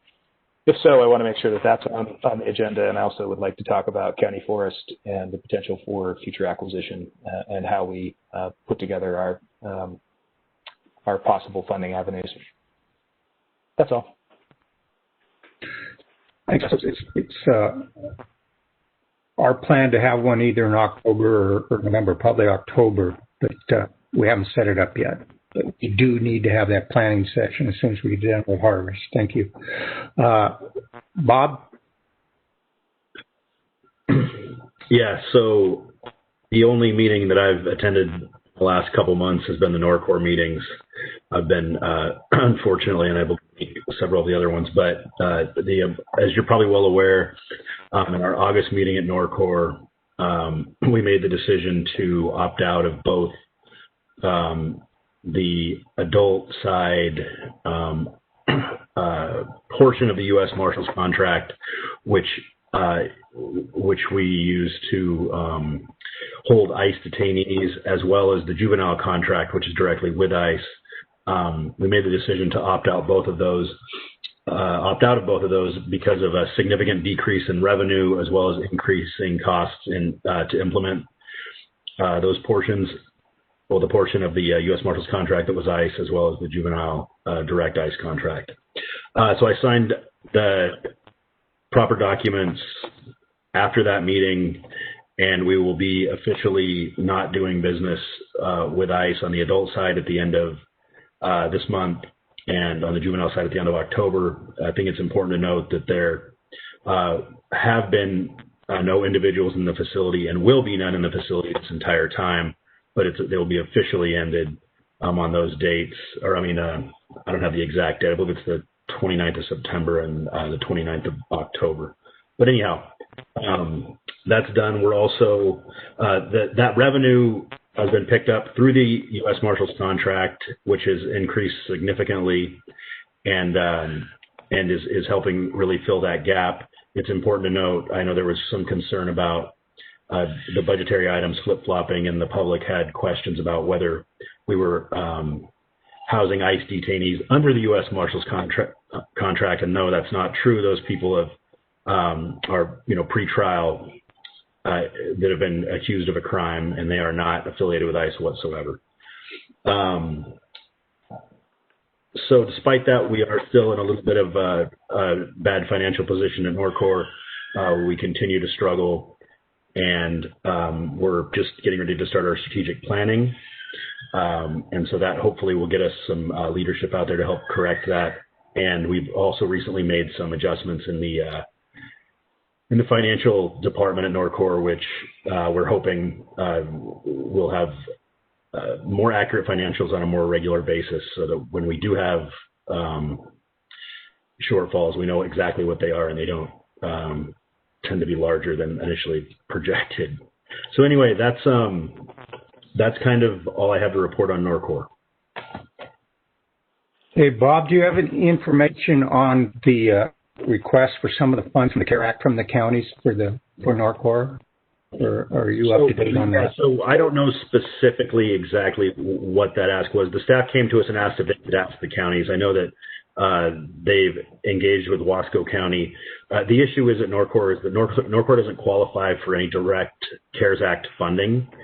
And so the way that Norcor can have access to those funds is through the county. So the county needs to participate with Norcor in order to get some of those funds. Obviously, we've had substantial financial impacts because of the coronavirus pandemic, but unfortunately, we can't access those funds directly. So staff asked the board if it would be okay if they reach out to the counties, and so they've done so. And per Jeff's email, it sounds like that initial contact happened. I don't know exactly what that looks like.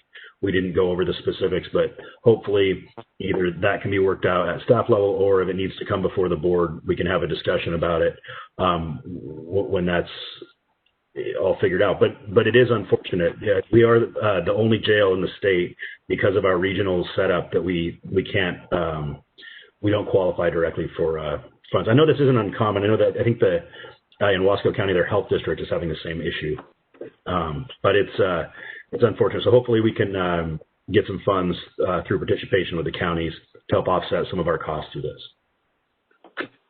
Jeff, you want to make a comment on that? I think we've talked about it a little bit.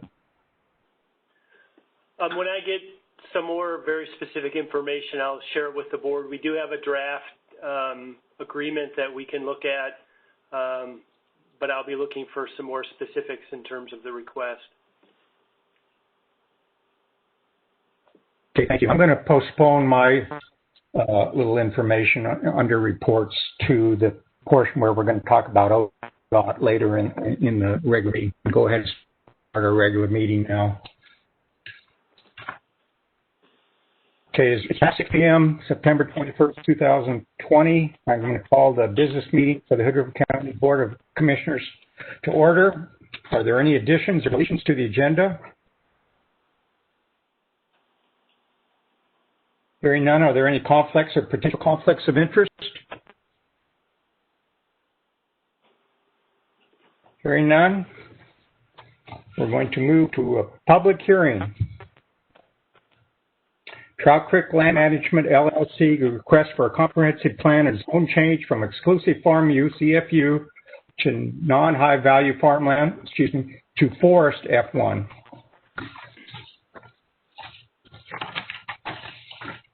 I have some information I have to go through for this process, so bear with me.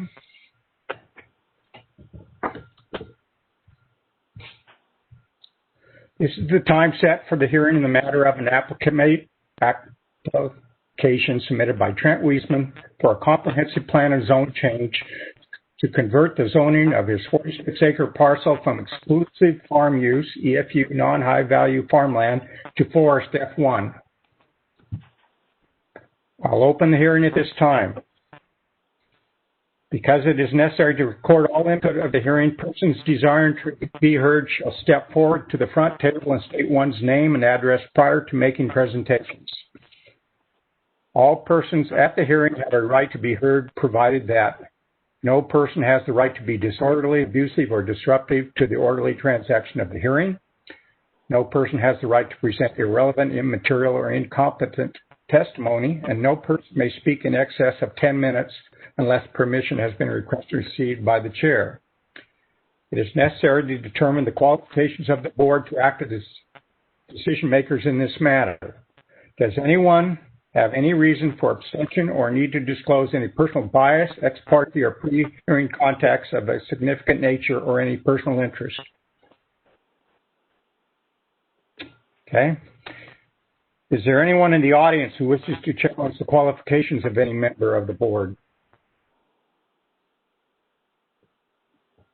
Okay. Pursuant to ORS 197.763, the following points are required to be read into the record. The applicable criteria being addressed at this hearing are listed in both the staff report and the adjacent property owner notification letter, or as otherwise stated during the hearing. Testimony and evidence must be directed towards the identified criteria or other criteria in the plan or land use regulation that the person believes to apply to this decision. Failure to raise an issue with a sufficient specificity to afford the Board of County Commissioners and the parties an opportunity to respond to the issue precludes appeal to the Land Use Board of Appeals, LUBA, based on this issue. Pursuant to provisions in Section 60-06 of the County Planning Zoning Ordinance, failure of the property owner to receive notification shall not invalidate the proceedings because a good faith effort was made to notify persons entitled to notice based on records in the Department of Records and Assessments, which was utilized. The order of the hearing is as follows. First, we'll have a staff report, and we'll hear from the applicant, who has the burden of proof to show that the applicable criteria have been satisfactorily met. Then proponents, those in support of that application. Then opponents, those opposed to the application. Then rebuttals based on evidence on record. Then interested public agencies. And finally, questions by the decision makers. At that point, the hearing will be closed and no further testimony or argument allowed. The board will then deliberate and either make a decision or continue the hearing to a date certain and finalize the decision at that time. Are there any questions concerning the procedure or rules that I've covered? If not, then we will hear from staff.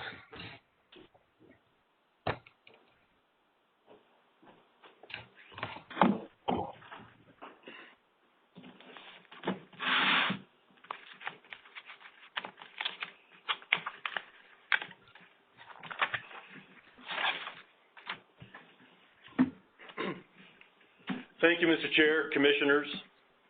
As mentioned, we are here tonight to consider a recommendation of the County Planning Commission to approve an application made by Trent Weisman for a comprehensive plan and zone change to convert the designation of his 42-acre parcel from exclusive farm use, non-high-value farmland to F1 forest.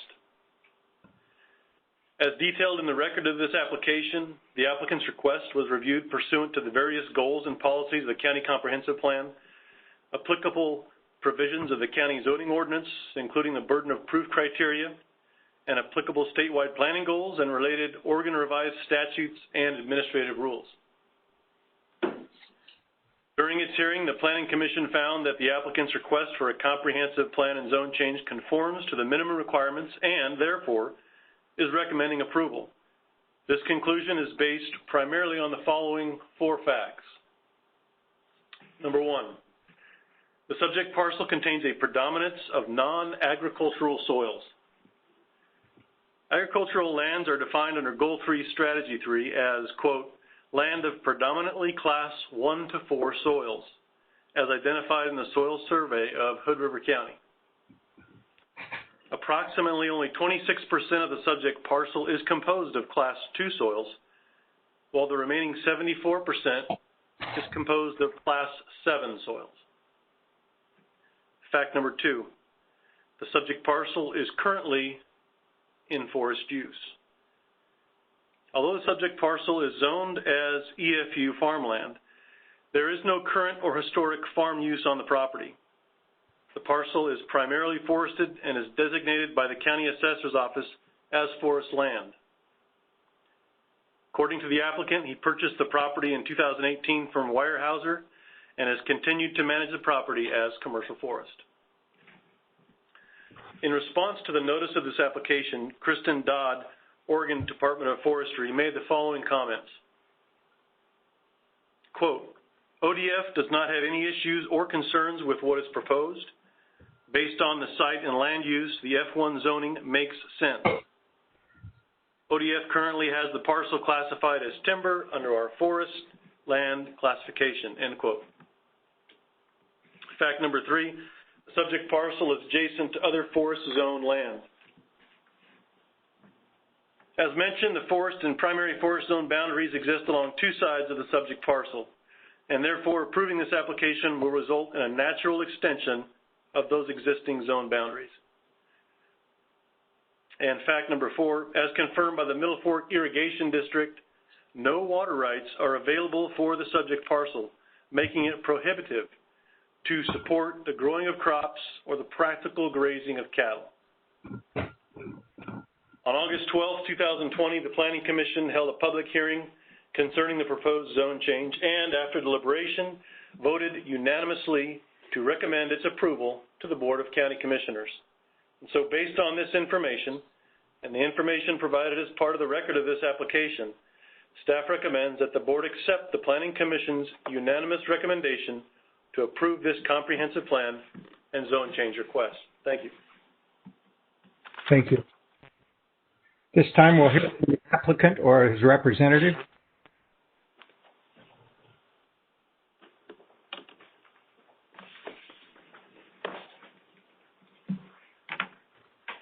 Good evening. My name is Anna Cavallari, and I'm an associate at Jake Sharp. We're located at 205 3rd Street here in Hood River. Our firm represents Trout Creek Land Management and Mr. Wiesman in this matter. We would like to thank Eric, Keith, and the Planning Commission for their review of and unanimous recommendation for our application. And thank all of you, the commissioners, for your time and consideration. The subject property is a forested lot that slopes towards the Middle Fork of the Hood River, which forms its western boundary. Our request for the change from EFU to F1 zoning was submitted because a parcel zoning designation should accurately reflect the current and historical use of the property, and this parcel's characteristics are obviously more aligned with F1 zoning. I assume you all have had an opportunity to review the staff report, the recommendation for approval, as well as our application, so it's not necessary to go through all those documents now. However, I would like to direct your attention to the few key characteristics of the subject parcel, the ones namely that Keith had referenced, specifically its proximity to the river, the gradient of the parcel, the soil quality, and especially the deficiency of water rights, as well as its historical use as forest land, all factors which indicate that F1 zoning is appropriate. Also, as Keith mentioned, the staff report cites Kristen Dodd, the ODF at the Oregon Department of Forestry, as stating, based on the site and land use, F1 zoning makes sense. While farming the subject parcel is impractical for many reasons, primarily the lack of water rights, but also the soil quality and the slope, farming wouldn't be wholly prohibited on the parcel in future because farming is allowable under the F1 zoning. We're happy to answer any questions, and thank you again for your time and consideration. Thank you. We won't do any questions at this time. Thank you. Is there any other proponents in the audience that would like to speak for this towards this application?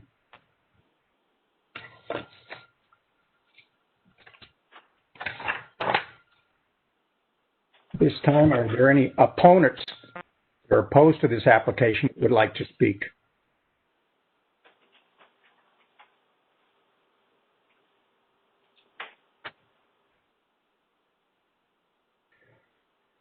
This time, are there any interested public agencies that would like to speak?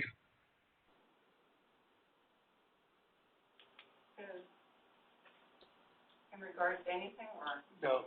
Okay, give me my,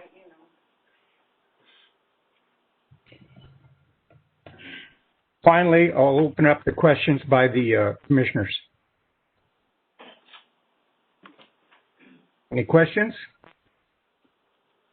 Mr. Chair, I have one. There's a letter included in the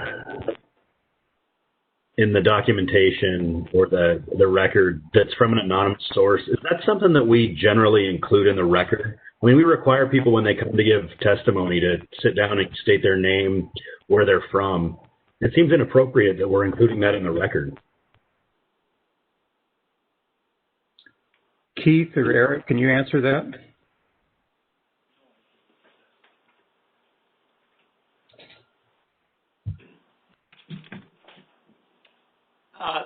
Thank you, Mr. Chair. Commissioner Benton, I think you make a good point, but it's a piece of information that we felt was part of the record that was relevant to the application. And so to be safe and to be open and transparent, we decided to include it. We certainly didn't take it into consideration as part of the application because it was anonymous. We didn't know which property they were talking about. It was general, and we wanted the Planning Commission and the board to at least be aware of it, but nobody has stepped forward indicating that they made the comment and have not provided us any more specifics about, really what their concerns were. And so even though it's in the record, I would say it certainly wasn't given much consideration other than in providing that, and then the commissioners can decide what to do with it. But hopefully that answers your question. Yeah, I just thought it was odd, and I just wondered if there's any reason. We have a standard for what we include or don't include. I think it doesn't have any impact on my decision. I just think it was odd to see that in there. And like I said, it seems strange that we require people to give information when they're giving testimony, yet we would include that. So, but like I said, at the end of the day, I'm not giving it any weight. So I don't. I have the same exact question. So thanks for asking it, Bob. Okay. Thank you, Eric. Any other questions by any of the commissioners? Yeah, I have one. I'm not sure who could answer this. If this is approved as a forest zone instead of an EFU zone, will this property be a candidate for a forest template dwelling permit?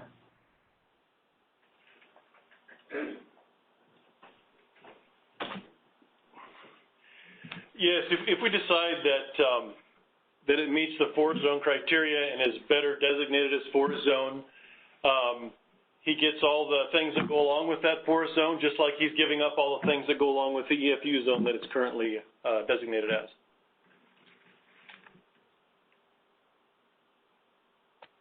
Okay, thank you. Any other questions, commissioners?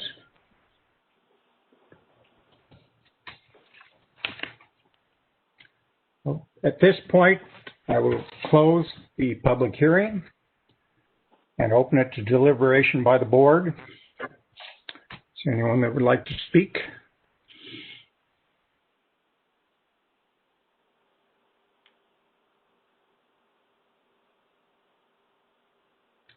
Someone like to make a motion?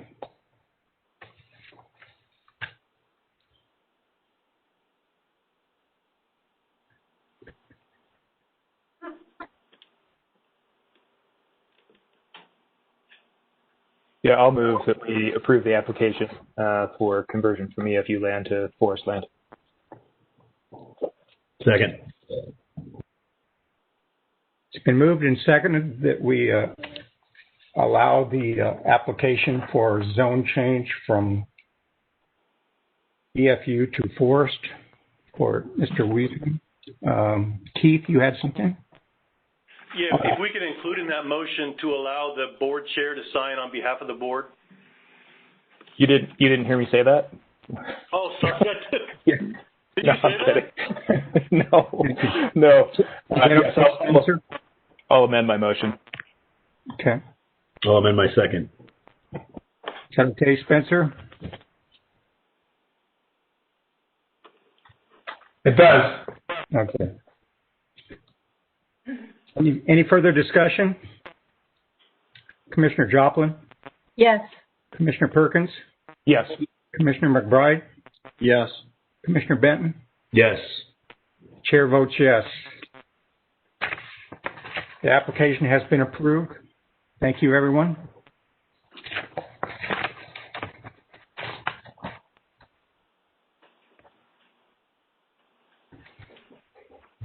This time is our time for public comment. Is there anyone in the audience who wishes to speak to something that was not on the agenda?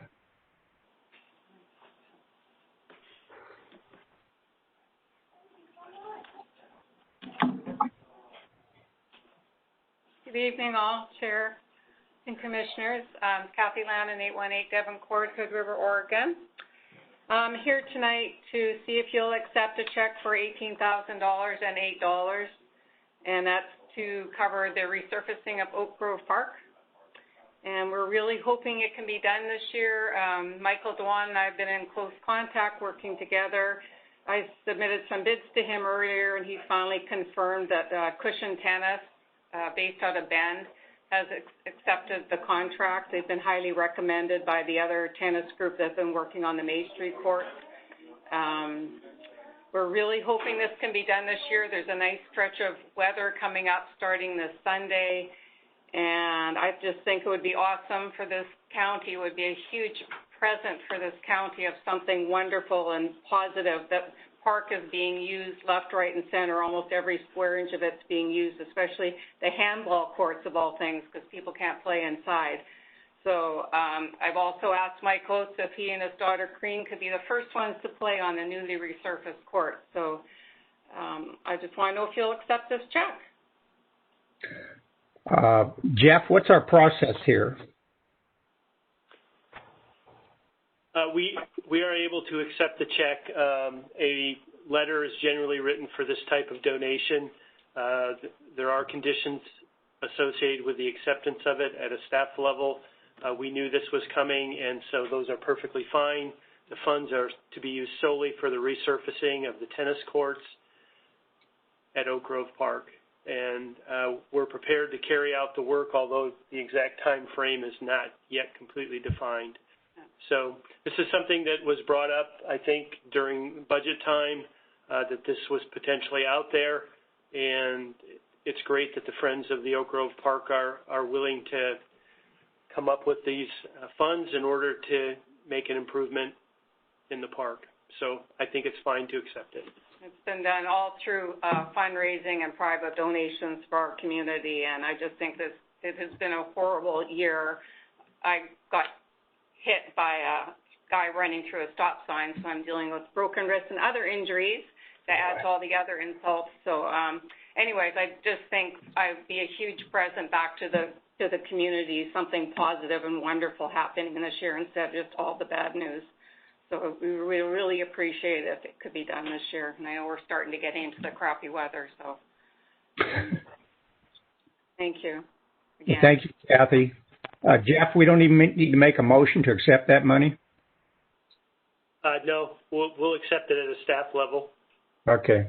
Thank you, Kathy, for everything. I'm not sure I'm allowed to get special treatment to be the first on the court, but if I am, just don't tell anybody. Okay. You can dress up like somebody else if you want. Well, I can do that. Thanks for all your work, Kathy. Thank all the group and people that work, too. Yeah, thank you for continuing to work with us, because as we know, it's been quite the journey, and it just keeps getting better and better. And the community, you don't know how much they appreciate what's been done out there, and that it's been kept open, and it's beautiful, and people have so much pride in it. So it's a good thing. It's been a very positive thing. So thank you. Thank you, Kathy. Yeah, thank you. And thank you. I hope you mend quickly so you're back on the court.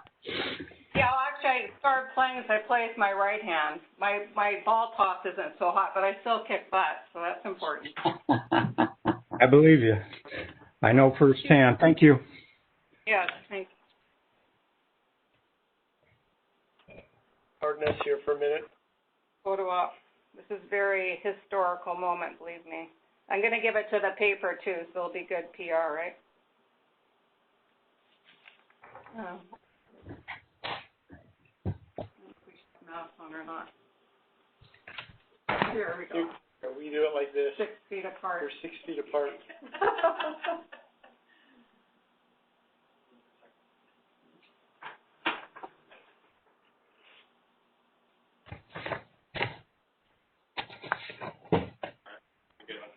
Oh, yeah, you get to keep that. Okay. Again, thank you so much. Stay healthy. My glasses off. I got it, yeah. Good. Thank you, Kathy. That's cute. Thank you, Kathy. Okay, Yeah. I can't see the whole room. Is there anyone else in the audience that wanted to speak during the public comment time? No. No? Okay, thank you. So I'll move on to reports. I have one thing.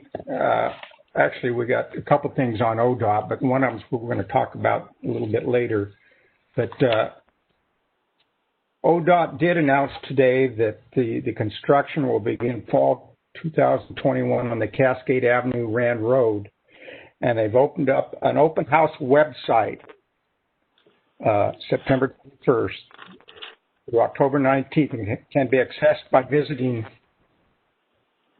o.openhouse.org/US 30 Rand Road, and it'll go through all the details and everything about the process that's going to happen with that intersection. I know we've been working on it a long time, and it's a joint effort between the Oregon Department of Transportation and the City of Hood River. So glad to see that's on the agenda to be going through, and hopefully you can all get a chance to look into that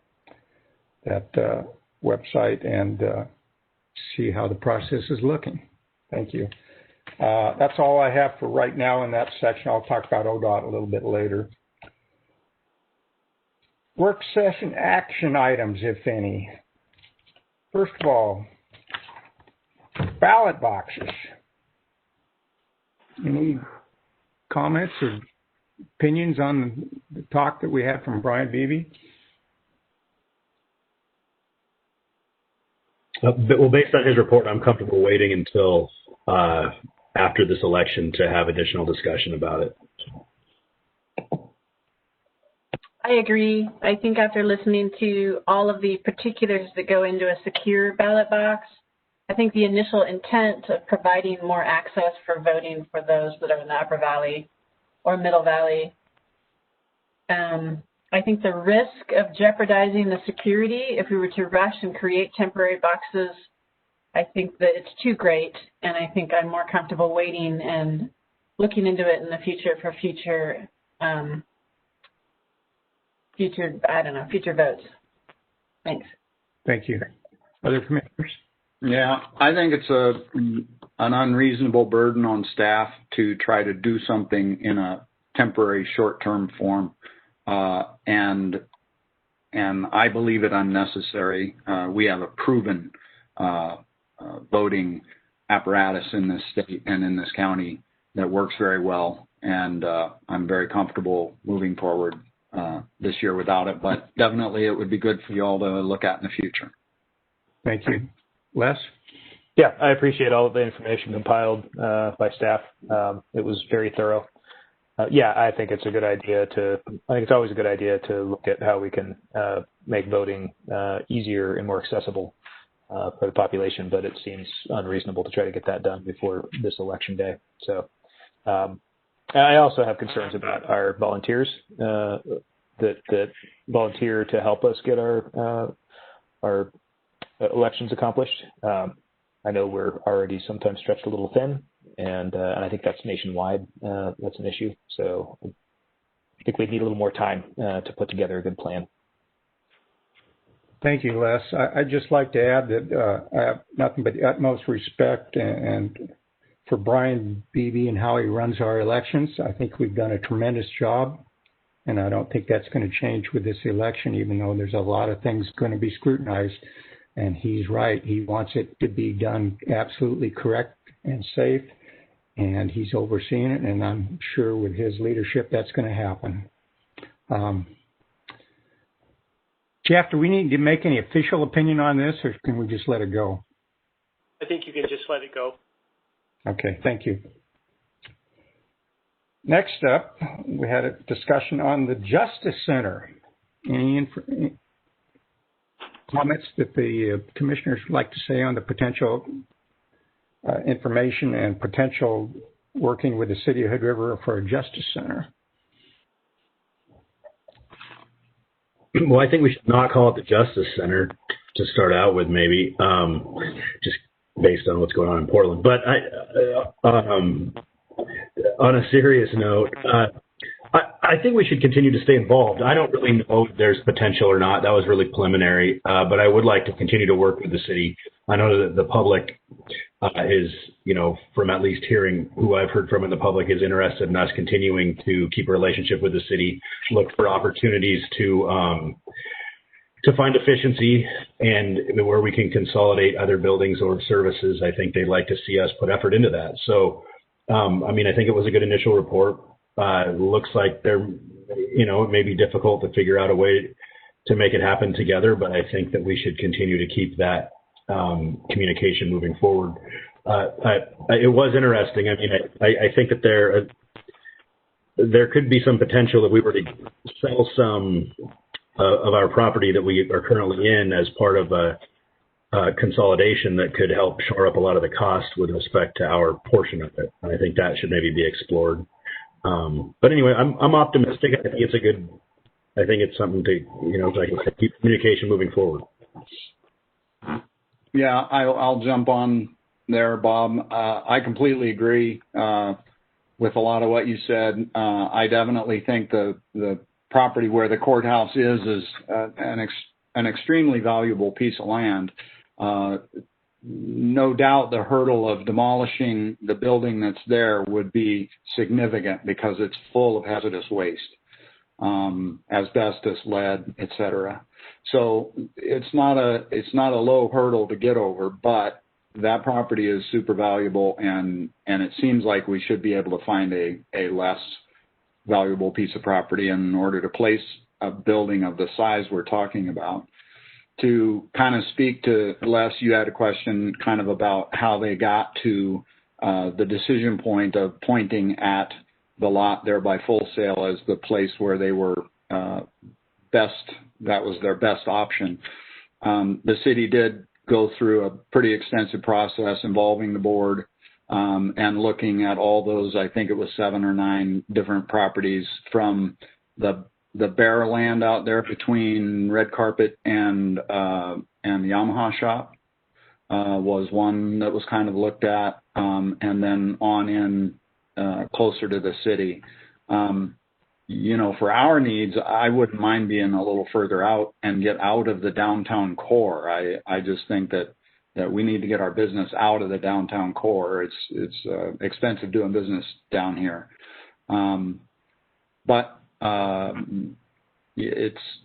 I believe in it. I'm aspirational about it, but I have great concerns of whether we can convince voters to help us pay for it. Thanks, Rich. Karen? I agree with Commissioner Benton's comment about the name Justice Center. I certainly think that should be reviewed. I do support continuing the conversation. Our courthouse is not safe. It's not safe with building materials. It's seismically not safe. The longer we wait, the sooner a significant problem will arise. I know timing is not great. I know that timing is never great. And I support moving forward with the conversation. Thank you, Karen. Les?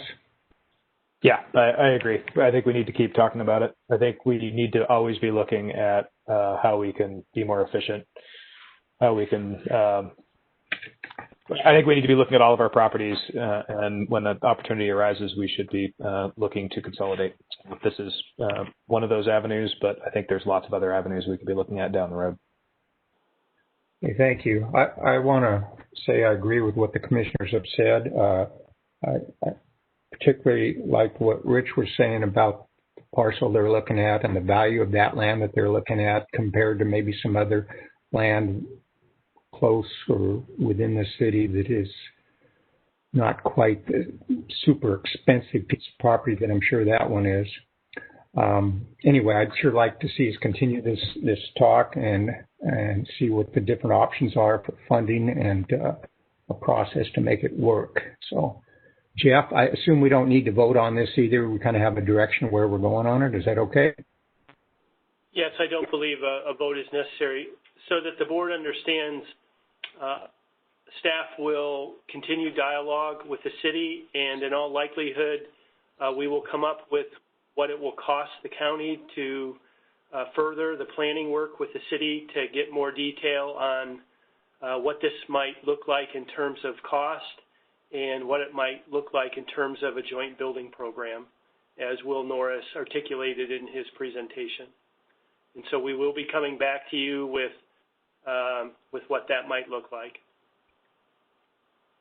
Okay, can we also look to see if there's some type of grants out there to try to set up for operating this initial step? We certainly can.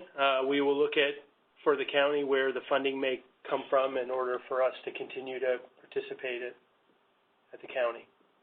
Okay, thank you. I would have one more comment there, Mike, if I could. I looked through the amount of square footages on a lot of those departmental level, and I think we run the risk, and I think this happened during our tax measure request, of creating a laundry list that gets longer and longer and longer as we talk about it, and we can self-justify it all day long. But I'll just throw out one thing that I saw that just seemed kind of a little large, and that was space for the district attorney was 3,600 square feet. And I know there's a law library involved, and I know there's some other details, and Karen may be able to set me straight on this, but I think we need to be really careful when we're forecasting how much space we need to be very realistic and conservative on that space, rather than look at the pie in the sky and what we would love to have, which may be unattainable. So, thank you. I think that's a good one point. follow-up comment on that, Rich, is that if you remember in my earlier comments about the state matching formula was based on state office space. So the quantity of space was taken into account when we were estimating a potential match. So that kind of contributed to some of that formula. And then one other note on the location, the DLR programming did determine that the current location was most cost effective rather than relocating to a new location. So all things that we'd want to refamiliarize ourselves with all the work that was done in 2015 by DLR. Thank you, Karen. Any other comments? Okay, we're going to move away from work session action items and go to the consent agenda. I'll move to the consent agenda as presented. Second. Any discussion? Commissioner Benton? Yes. Commissioner McBride? Yes. Commissioner Perkins? Yes. Commissioner Joplin? Yes. The chair votes yes. Okay, next up, new business, multi-jurisdictional parks, recreation, open space, parks plan for all. Recommendation is approve and sign a resolution accepting the Hood River area multi-jurisdictional parks, recreation, open space, parks plan for all as presented. Jeff, is there anyone from the Parks District here to present that, or do we need to have Les and Rich talk about it?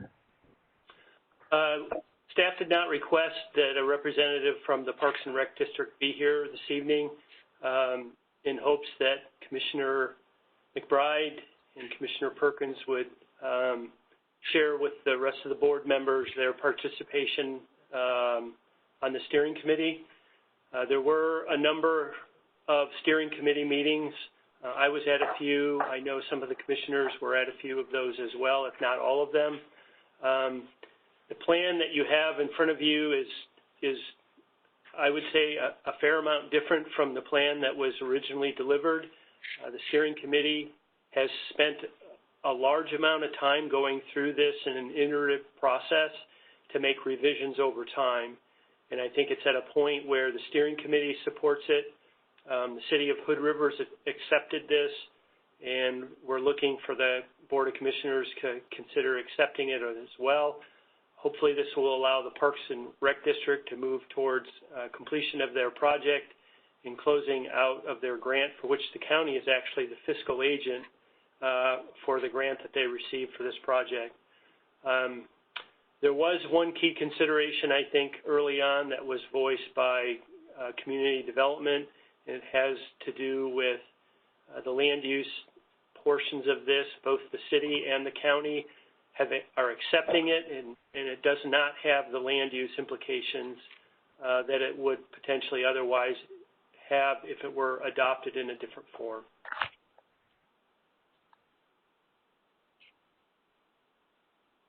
Okay, Les or Rich, would you like to talk about the proposal?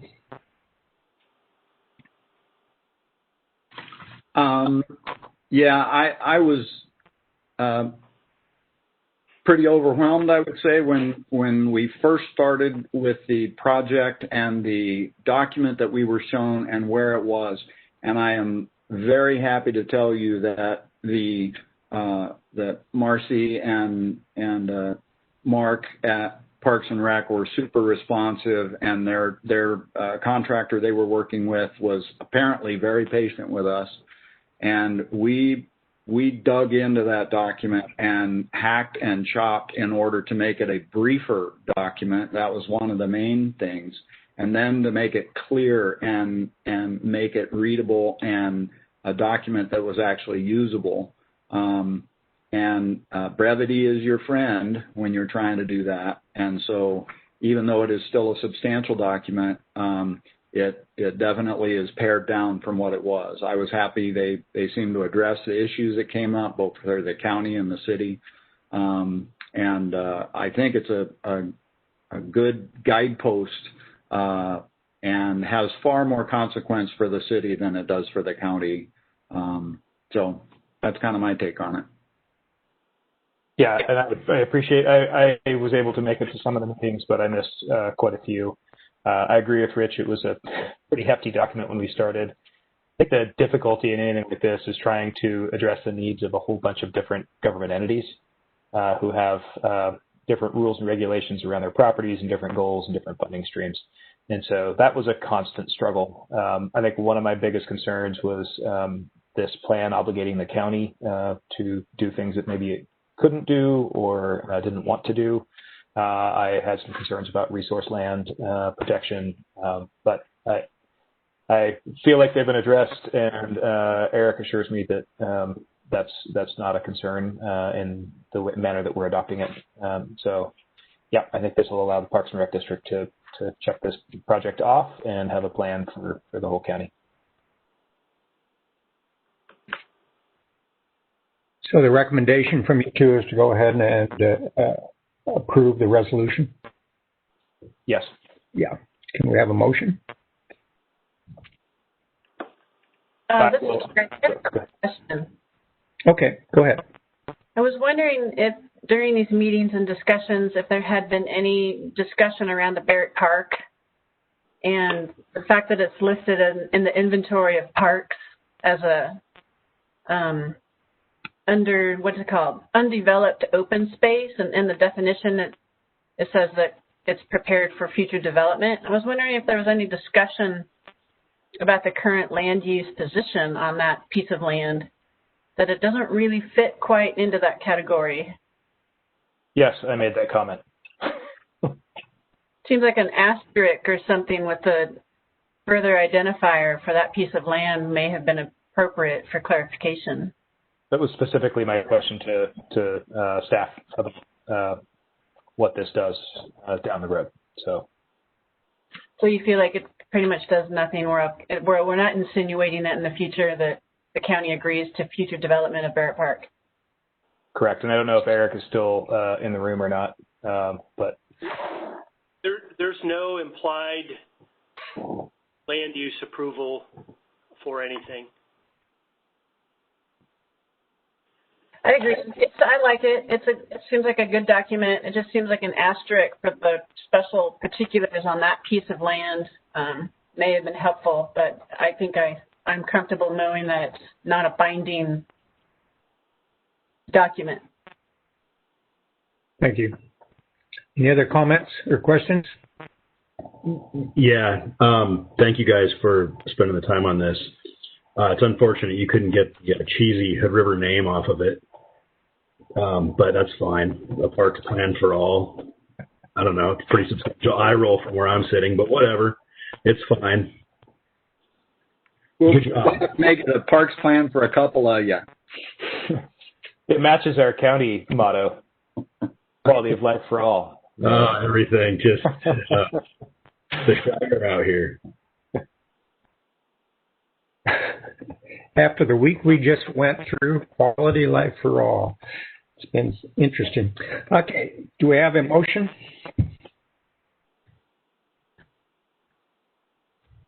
I move we accept the parks plan for all as presented. Second. Any more discussion?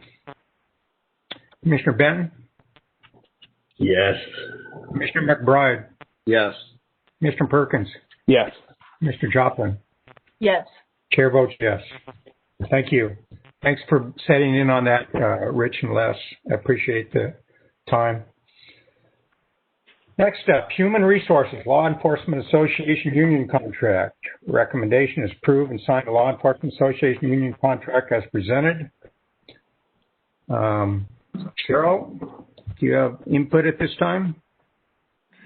Thank you, Chair. Yes, I do. Within your packet, you all received some documentation that reflected that on August 28th, the Employee Relations Board rendered their decision on the law enforcement interest arbitration case. The finding was in favor of the amended last best offer that was received from the law enforcement agency. Also, within your packet, you received a 2019 to 2022 LEA agreement summary that showed the 6 articles that were amended or added to the contract. And then lastly, out of the decision, the larger impact was the decision to award the sheriff's deputies, forest and marine deputies, an 18% salary increase over a 3-year period and a 10% salary increase for animal control officers, civil deputy clerk, and all 911 dispatchers over that same 3-year period. Additionally, within that award for the 911 dispatchers and the sheriff's deputies with certification, the awards are now at 4% of base salary per month for officers who carry intermediate certifications and 8% of base salary per month for officers who carry advanced certifications. This would be a change, if you will recall, from a set monthly rate of $125 per month for intermediate certificates and $200 per month for advanced certificates.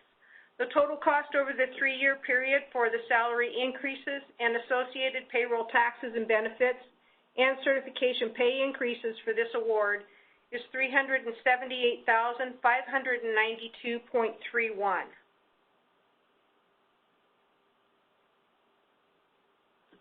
Are there any questions? Cheryl, now that $378,592, that's total cost of everything. That doesn't tell how much of an increase it is over the basic initial. Yeah, that's just the total cost of all 3 years for the salary adjustments as well as the certification rates. Yes. Right. So it hasn't taken out how much would have been there if we hadn't gone through this process. You know, the basic 3%, I believe it was.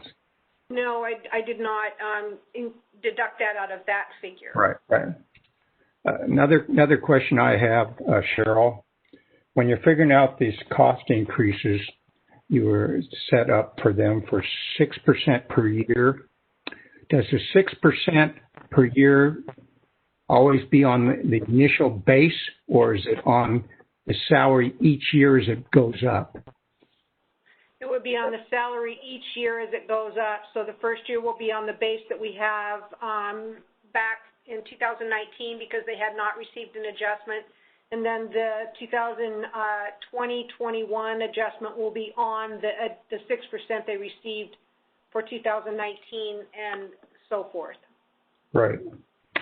So doing the math that I like to do periodically when I'm not sleeping, I think the total rates comes out to 19%, not 18%, because the multiplier effect of the 6% on top of each year's added on. Yes, actually just correct. hair over 19%. Thank you. Yes. Any questions, comments by the board? So is our signing this just, or adopting it ceremonial? I mean, the order of the award is what it is, right? I mean, I guess I'm just confused on what we need to sign and why. The contract will need to be adopted for the 3-year period, and the union contract does require the Board of Commissioners' signatures on it as approval that we adopted it.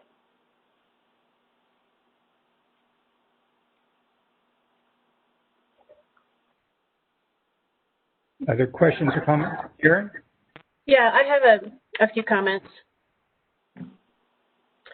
I'm disappointed in the outcome, but I certainly accept arbitration. I think there are a number of elements that I want to further discuss with the commissioners. Some of those elements are around some of the staff reporting that went in during the testimony, and even more importantly, our labor law representation that participated with us. And I understand that this topic will be added to our October meeting. So I think I will save some of those comments around those two issues when we get into that discussion in October. But a few things that I would like to talk about in this recorded public meeting is in reference to the testimony that took place during this arbitration hearing. And I think it's no surprise that when the passage of our local option levy was successful, that an opportunity arose for this bargaining unit to pursue probably long overdue wage increases that I think as a commission we've acknowledged that we've not been able to provide in all of our departments competitive wages. But in the opening remarks of this testimony by the attorney for LEA, right off the bat starts that there's been a big influx of money to Hood River County with the passage of the local option. Basically, this levy should pay for the difference in the proposals, and the money is for Hood River County to use for law enforcement. So definitely the tone for the arbitration hearing was really set that the passage of the local option levy was to be used for law enforcement. It was very minimally discussed and not at all by the LEA that the levy was very specifically earmarked for certain positions. That concerns me and it's disappointing. But what concerns me even more is reference to actions, decisions, and in fact planning by the 5 of us that in my opinion did not occur and are false statements. And I'm specifically referencing Sheriff Matt English's statement. It is referenced again in the settlement in the packet today, but is also in detail in the testimony. He's asked by the arbitrator, in his opinion, can the county afford to pay the extra 7 to 9% for the LEA Association's position? And Sheriff English answers, I believe so. And he goes to describe a couple reasons why. One of them is what I just referenced, that we've had conversations amongst the commissioners in open meeting. Again, that our wage scale in all of our departments, including the Sheriff's Department, are often not competitive to provide retainage for the departments. And we have had those discussions. And in many years of operating at a deficit, we've not been in a position to change that situation. But he goes on to describe that in open conversations at county commission meetings, that it is said that the five of us stated if the levy were to pass, there was some contingency in there in reference to underpaid deputies. Further, it goes even further to say there was planning that in the event the county had to compensate at a higher rate than anticipated, that the money was there in the levy. I bring this up because I personally, and I'm not going to speak for the rest of you, but in all of my communications, in all of my efforts, in all of my county commission discussions, I did not ever elude that the levy would cover raises for the Sheriff's Department.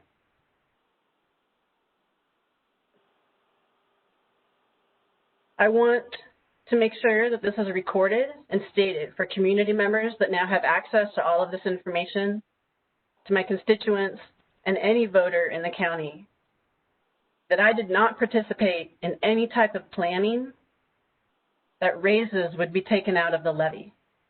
I find that a false statement, and I want to make that clear. Thank you.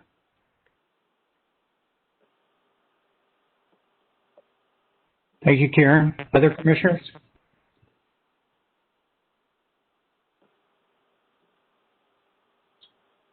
I'd like to agree with Commissioner Joplin's statement. I did read that as well, and I do disagree. And I think it's important to state that because when we passed the levy, there wasn't a contingency in the levy for this purpose, and for sure we never discussed that in a public meeting. I think for that to be stated is unfortunate, and it looks like actually when you read the decision that the levy had a substantial effect or influence on the decision from the arbitrator, and I think that's unfortunate. Even in the order, several specific quotes are taken to that effect, and so not only do to me it seems crazy that the arbitrator could look at a temporary infusion of cash into a local government as some way to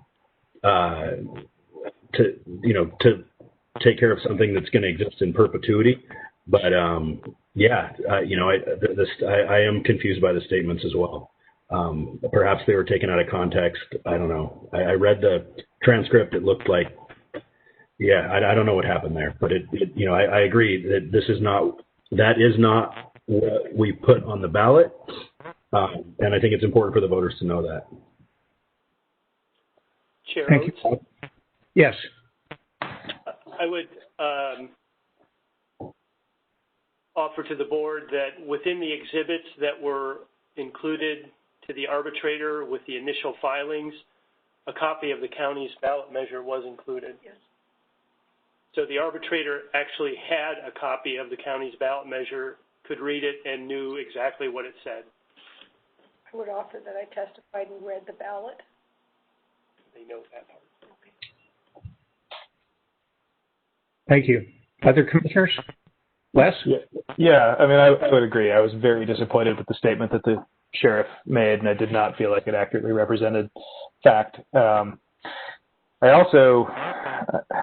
feel like maybe we didn't put as good a case forward as we could have, and that seems to be evident in the when you read through the findings from the arbitrator. And it sounds like if one of us would have been there to testify regarding the levy and the reasoning behind the levy, that maybe it would have counteracted some of what the arbitrator was assuming. And he says that, basically. He flat out says that. And so I guess, as Karen alluded to, I think we need to have some discussions about our process and how we're handling these negotiations going forward, and what level of involvement that we have. I would hope that we would be called upon to help out in any of these instances if it is truly helpful. And in this case, it sounds like from the transcript that that it would have been helpful. Thanks, Les. Rich?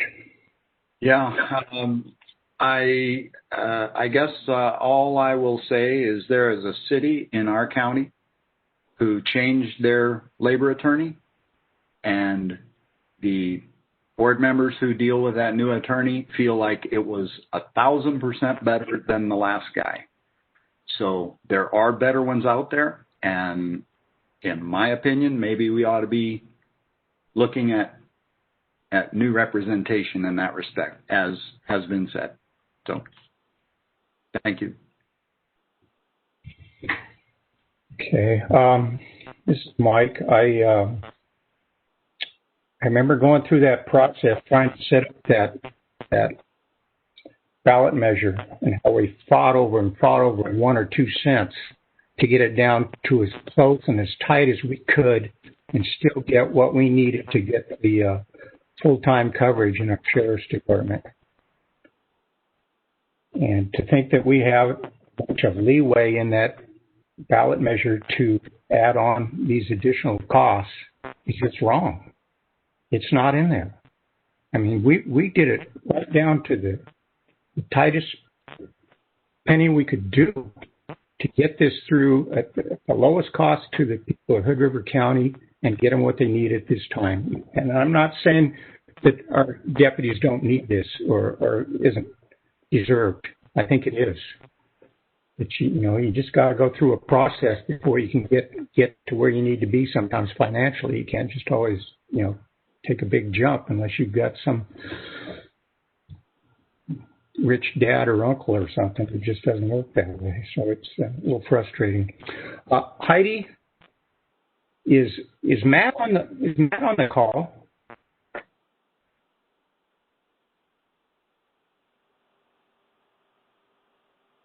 Chair, no, he is not, that I'm aware of. Okay. All right. Anyway, it is frustrating. I know we'll have further talks about this later at a more appropriate time in the process, but I'm glad we had this conversation this evening before we decide on this. And I believe we need to approve and sign the Law Enforcement Association contract as presented. So I'm going to need a statement from one of you to do so. So moved. Second. Any further discussion? Commissioner Benton? Yes. Commissioner McBride? Yes. Commissioner Perkins? Yes. Commissioner Joplin? Yes. The chair votes yes. So the law enforcement union contract has been approved by the Board of Commissioners. Thank you. Thank you, Cheryl. Thank you very much. Okay, next up, Region 1 Act STIP process concerns.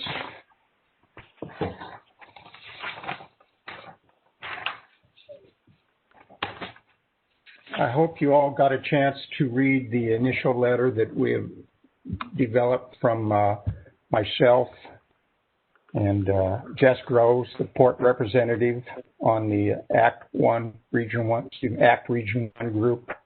Eric Haney from the city, the representative, and John Davies, the business representative. I did a little more homework in the meantime since we first looked at this. I talked to Mr. Rivers about what transpired before my time. He informed me that when they first set up this system with these Region 1s, that they were adamant that we shouldn't be in that group with the big Portland counties. He said when he went to the very first meeting, he told everybody sitting there on this big group of pretty important people, he sat there and says, I don't want to be here. We shouldn't be here. But the ODOT put us here anyway, so here we are. And he was adamant because he thought that we wouldn't be getting our share of the funding in the process because we would be overshadowed by the big counties. In some ways, it seems like that's taken place. The first STIP group of projects that came down. That group that was involved when Ron was here put in some projects that they wanted to get involved, and none of them got taken up. The second group that I've been involved with, they didn't even allow us to put up any potential projects from us. They came to us already done from ODOT. So they kind of skipped that whole first process. Jess Groves is adamant that we need to send this letter, and he thinks it takes this kind of information out there to get things done, this process. He also, in talking to him today, he also stated that Clackamas County actually wrote a very similar letter because a big portion of their county kind of got left out, even though part of their county is right in the metropolitan area. There's a huge part of their county that is not, and they felt strongly that a lot of their county was left out as well. So anyway, I wanted to bring this forward to you before I went ahead and signed off on it, because we were going to put it on Hood River County Station area.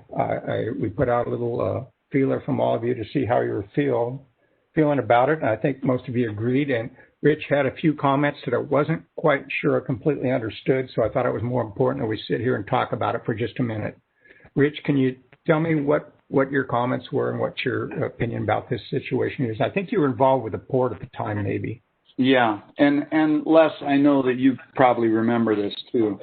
My memory of this 10 years ago was that our executive director came to us in numerous meetings and said, ODOT is bugging us to join an act, and we need to join one. And the commissioners were resistant to choosing to join up with any other surrounding counties. And I can't remember what other group, whether it was Wasco and Sherman or what the other county was that we might have joined. No, it reached clear out to Baker, I think, or Pendleton. And they felt that my board at the time felt that we would get short shrift in that side would overwhelm us, and because we were closer to Portland, maybe they would even though we would be so much smaller, they'd need our infrastructure, and so we should be involved with that. I thought it was a mistake at the time. I thought we should have been joining a more rural act, but my opinion did not carry the day. And so I guess that I saw this and figured this is what was going to happen, that we were going to be stuck with the Portland Act, and their huge population was going to overwhelm any of our little requests. So that's what I remember. Les? Yeah, we talked at length about the fact that we could be part of a rural act or a more urban act, and some of the thoughts were that by being part of the more urban act, that we would the drippings coming off of the urban act would be bigger than the sum total in the rural act. And so, yeah, we had a lot of back and forth and no clear idea of how it would play out. But ODOT assured us that we had to be part of an act, and also assured us that we would still be getting projects in the queue.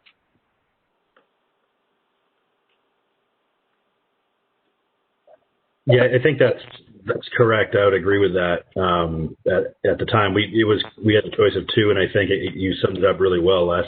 I think the other issue was we were struggling with our connectivity to the eastern side of the state, and so when we were looking at what projects we may be able to do regionally, which is kind of how they pitched the whole ACT concept, we were much closer affiliated with those eastern communities, but really I-84 was our only connecting kind of mutual engagement with ODOT. So we're like, how is this going to work? Where with the West, we have 35 around the mountain as well as 84. And just like Les said, we thought we'd get some drippings that would be, we could just kind of get a few of those. And our representation was, I think, disproportionate relative to the other organizations that way. They actually gave us quite a few seats. It's just they could still outvote us, I guess. So at the end of the day, I think you were right, Rich, but at the time it was it was we didn't want to go anywhere. We wanted to resist and stay on our own and be the active Hood River County, and I think that's still my opinion. So that would be our first choice. For all, the act for all. Right. Well, hearing what you all had to say, I'm hoping that you'll allow me to go ahead with this letter. I think it brings up the points that we need to whine once in a while about, or as Mr. Groves put, the squeaky wheel gets the grease. Sometimes you just got to step up and talk a little bit more often. And I think that's already happened some, as we've been able to get a few things indirectly through Brian Winsheimer, who's the Region 1 director. I actually enjoy working with him, but he doesn't get to oversee the stuff that comes down from the main ODOT. So the question is it all right to go ahead with this letter? Sure, this is Karen. I support sending the letter. Just a couple notes again on some of the history. At the first year or two that we joined the Act, we actually did quite well with allocations. If you remember, we had Button Bridge, I think there was Central Vale. We did quite well, but then some of the larger projects, I think, in the larger counties kind of started to swallow up some of the money. But at the beginning, we were satisfied and happy with becoming a member. It had worked out well for us, I think, in the first couple of rounds. Do you remember what years those were, Karen?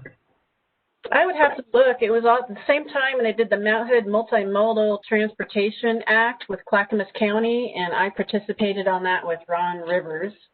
And that was also part of the reason why we opted to join Clackamas with Clackamas and go west with our act, because we were part of the Mount Hood Multimodal Transportation Initiative or project. So it made more sense. And I think the other act was a more central Oregon swath that went through the entire state of Oregon that didn't make much sense to us. But again, we did quite well in those first couple of years, and then I think the focus moved to the larger projects in the metro areas. Okay, thank you. I don't think there's anything wrong with squeaking, and hopefully they'll come around in a few years from now. We'll get some of the projects we're hoping for. Okay, I appreciate that. This is totally coincidental, but the chairman of the Oregon Transportation Commission's name is Bob Van Brocklin, and I actually know the guy. I've known him since we were 15 years old, so at least I got somebody I can talk to and know. From listening to what you say, I think I can go ahead with this letter and put it on the county paperhead. Okay?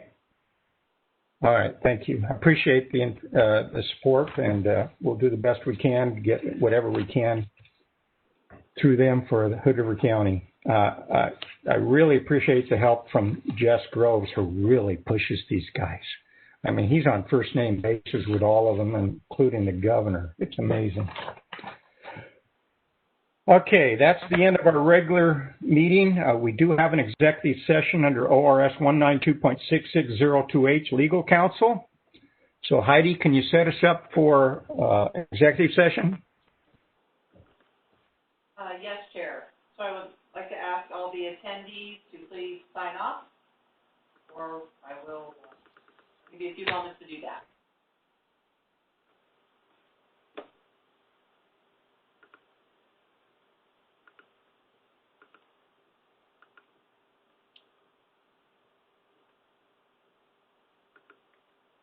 Okay, Chair, we are clear. Oh, let me pause recording for 1 second. I'm going to close the executive session and open up the regular session, and unless there's something else, I'll adjourn our meeting for this evening. Anything else for the good of the order? Thanks, everyone, for all your time and effort. It's interesting times. Appreciate everything that everybody's done to help. Keep it up, please. Jeff, thank you very much. Heidi, if you're back on, thank you. Anyway, Heidi, let me know if I need to sign something, preferably Well, call me if I need to come over and sign something because I'll be out before you're here. So, all right. Thanks, everybody. Say what, Heidi? I will email you the signature document. Okay, that'll be tomorrow? I'll just sit right here and do it real quick. Okay, thank you. I'll check in an hour or so and get them back to you. Sounds good. Thanks. Okay, thanks, everybody. Thank you.